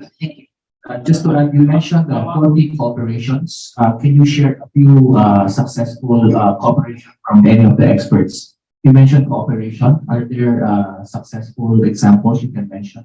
Yes, actually, there are many, quite many. It's like, for example, between China and Vietnam in the Gulf of Tonkin, we have joint control of our law enforcement agencies since for about 20 years from now. So that's between China and Vietnam, and also between China and other countries in the region. And there are other maritime cooperation projects, and also maybe another one initiated by the Humanitarian Dialogue, who brings together the fisheries experts from China, Vietnam, Malaysia, the Philippines, and also Indonesia to talk about what kind of fish are we going to protect, from the scientific statistics base. And then that project was started from the year 2018. And so far we have already reached a common understanding of the hijack tuna should be the first one for us, all of us to begin. That was the scientific statistics-based cooperation among our 5 countries. And also last year, the conference was held in Manila, and many of the Manila institutions and departments joined the conference. And I think in the future, we should start from those sensitive areas of cooperation, especially protecting of the resources in the region. That's our common interest. As for China's policy or vision, the fishing ban is to protect the environment and the fishing resources. But now I'm frankly speaking that China faces enormous domestic and international. domestically because the fishing ban is very strict for China's fishing vessels, but not similar strict with foreign vessels. So that's why the Vietnam fishing vessels are and add the vacuum and use the vacuum of Chinese fishing vessels to have much more activities, including the waters around Hainan Island and in the territorial sea of China's Hainan and Guangxi and Guangdong. So that's so the Chinese fishermen are complaining about that. Internationally, there are very popular comments and from the Western countries that even regional countries that China use this kind of fishing ban to advance China's interest, China's claims.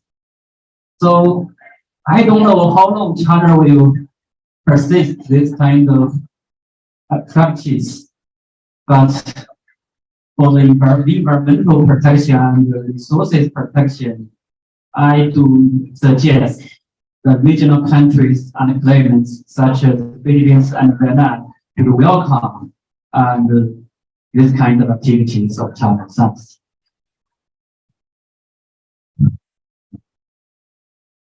If I just add one information about the cooperation of the SCS, it's very famous one.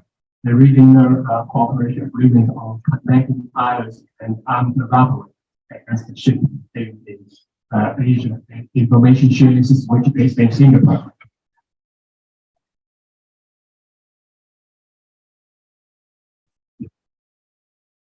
2 points.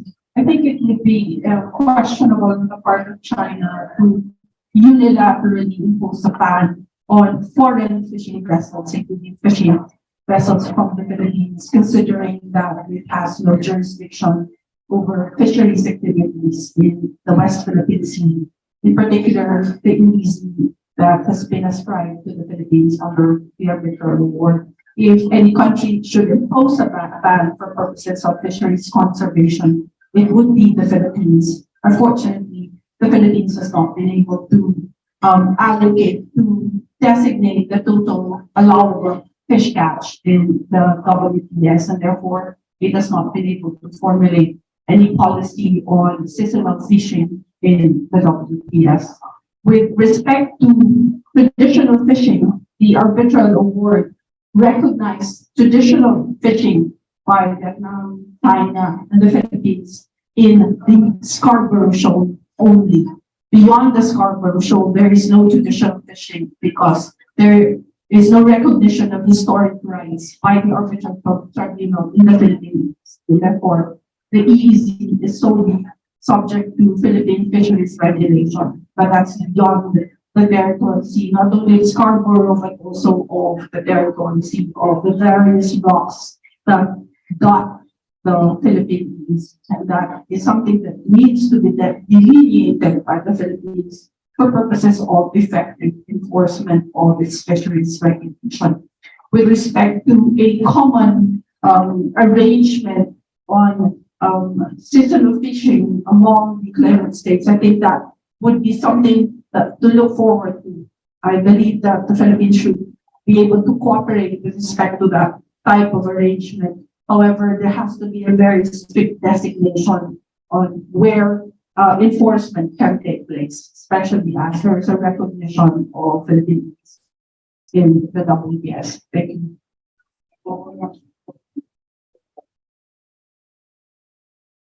Yeah, I agree with the interpretation of the arbitration award on that point. But of course, fundamentally, the arbitration award is still disputed by several states. And that is why we not only see Chinese fishermen in our areas that we claim, we also see Vietnamese. And the most number of what the Philippines term as the illegal fishing done is by Vietnam. So these are facts, because we still have not settled the fundamental questions. We've passed our 2-hour marks and there's still a lot of questions from our friends in Zoom. Please email us idsicenter@gmail.com. I believe Josh also put the ACPH email. For those of you requesting for a certificate of attendance, we can also send that to you via email. Please email your information to the Zoom chat box at Josh. You're collecting them. For the other questions we were not able to answer, there's a part 2 tomorrow in UP Asian Center for, I believe it's a roundtable discussion. We're prioritizing the media, the researchers and government and military friends. Please contact the chat box if you would like to attend. I think that's 2 to 5 p.m. Is that right, Josh? We have Anna Malindog. Can you beam Anna? Anna graciously gave her time. She was actually one of the proponents of this event after meeting our experts in Boao. We were not even able to talk about Boao. Maybe during the closing remarks, you can share some of the significant updates about the Boao Forum. What can the Philippines, ASEAN, and China look forward to? Just for friends who are not familiar, Boao Forum is considered the Davos of Asia, where the top government and business leaders of Asia meet. Anna, Professor Anna?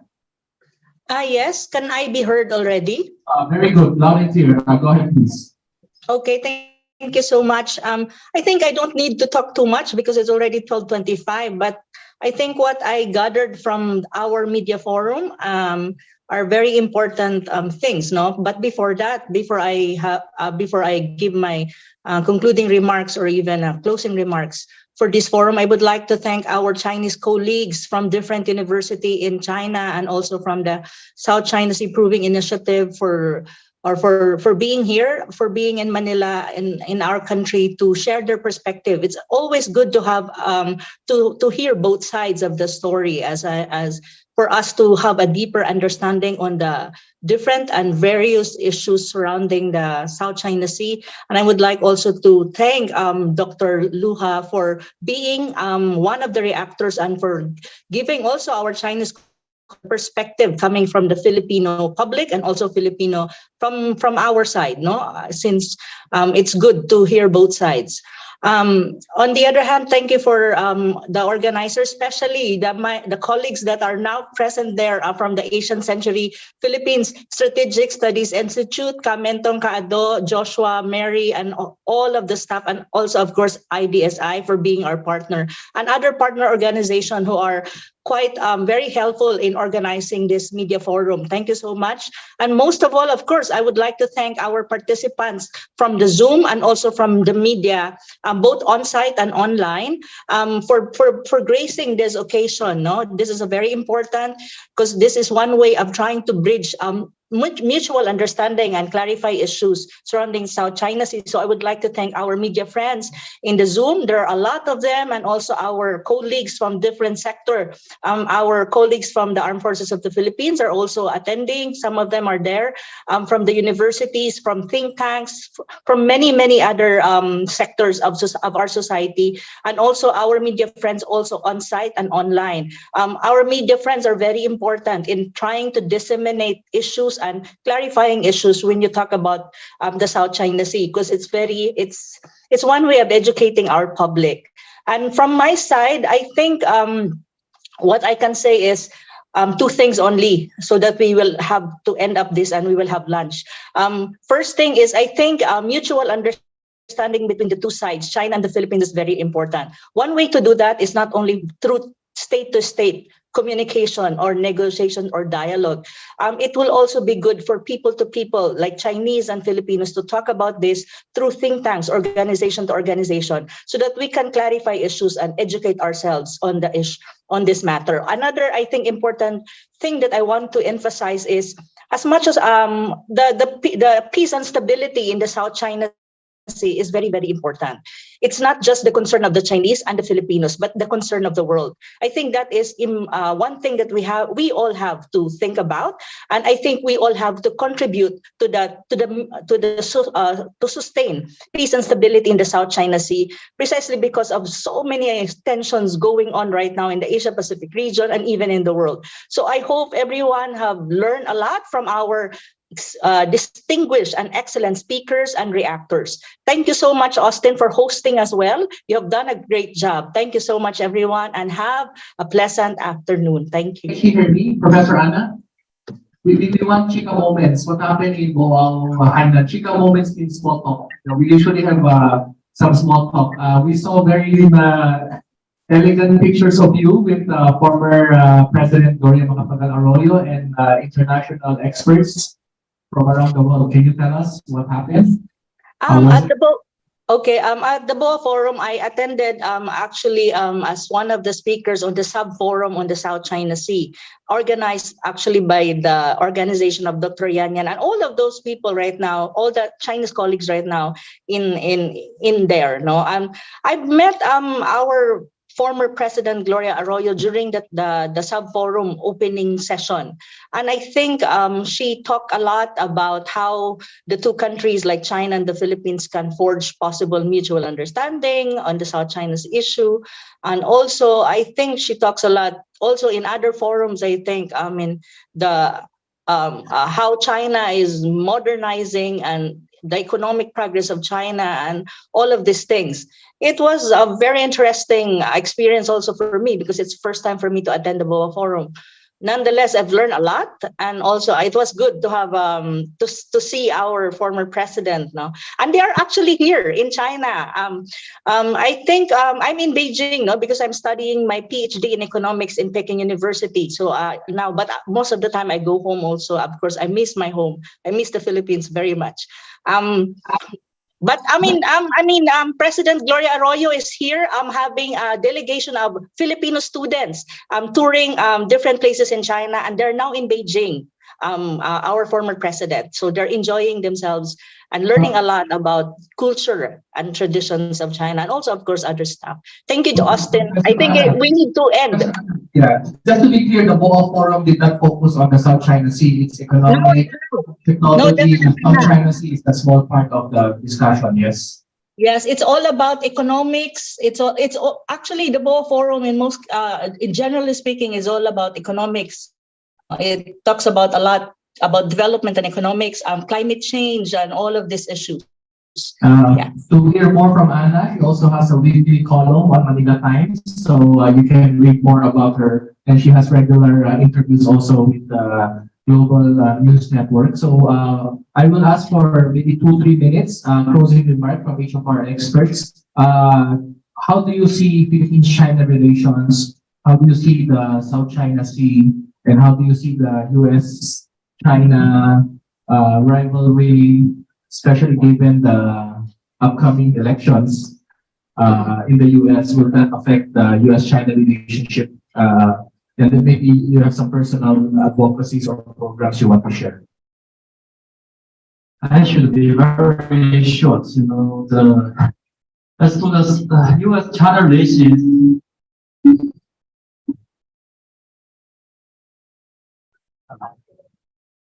as to the US-China security relationship, just as I have talked before, it is certain action reaction is cycle. So, and I'm not optimistic about that. But to the China and the Philippine relationship, there are a lot of uncertainties. A lot of opportunities as well as challenges. So all the things in not settled, set up, and certain. So uncertainties sometimes is good. Thanks.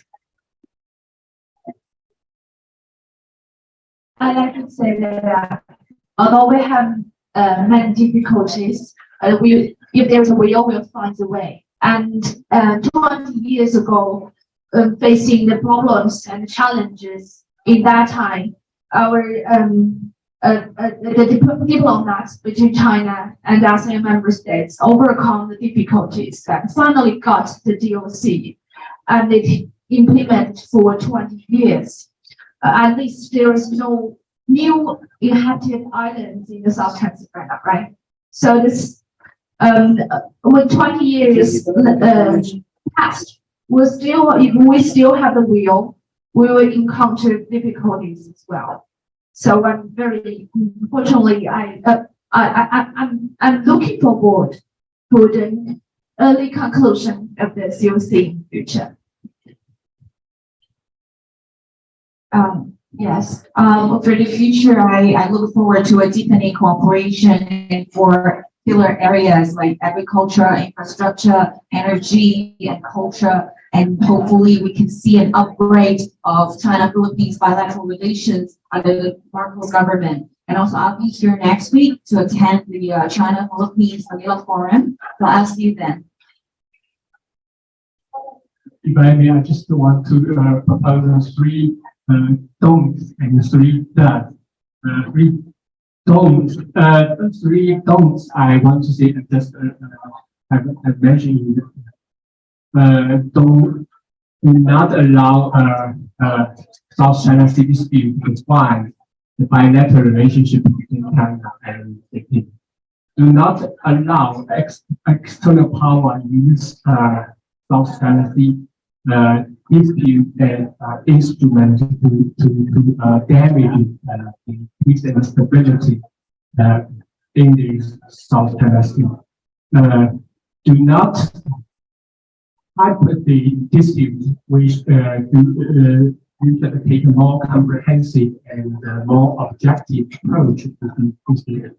And the 3 that I want to mention is, please, with all the friends here and the media friends and academic circle, we should promote the joint understanding of the situation in the South China Sea. To promote the in the historic perspective of the South China Sea, and to promote person-to-person communication, and whether it is economically and or culturally, this kind of connection and communication. On the next topic. Thank you, and Dr. Melissa Loja. I hope that in future talks like this, there will be no lecturing or hectoring by any party. We are engaging in the people dialogue, and I think that it is very much an American, European, or Western brand of dialogue when they lecture on the audience or on the host on what to do and what not to do. And I think that those things have to be avoided. And of course, we agree that there has to be a historical and as well as a veganist perspective to the issues that are dividing the Philippines and China. And therefore, there ought to be more dialogue like this in the future. Thank you. For our media friends, you may interview the experts. Some of them would like to interview you. They might, but please have some snacks first. It's been a long day. They just flew in from Beijing and different parts of China. So with that, we'd like to thank the media and our friends who joined us today. Have a good lunch and safe trip home. Thank you, everyone. Thank you so much for joining. Thank you.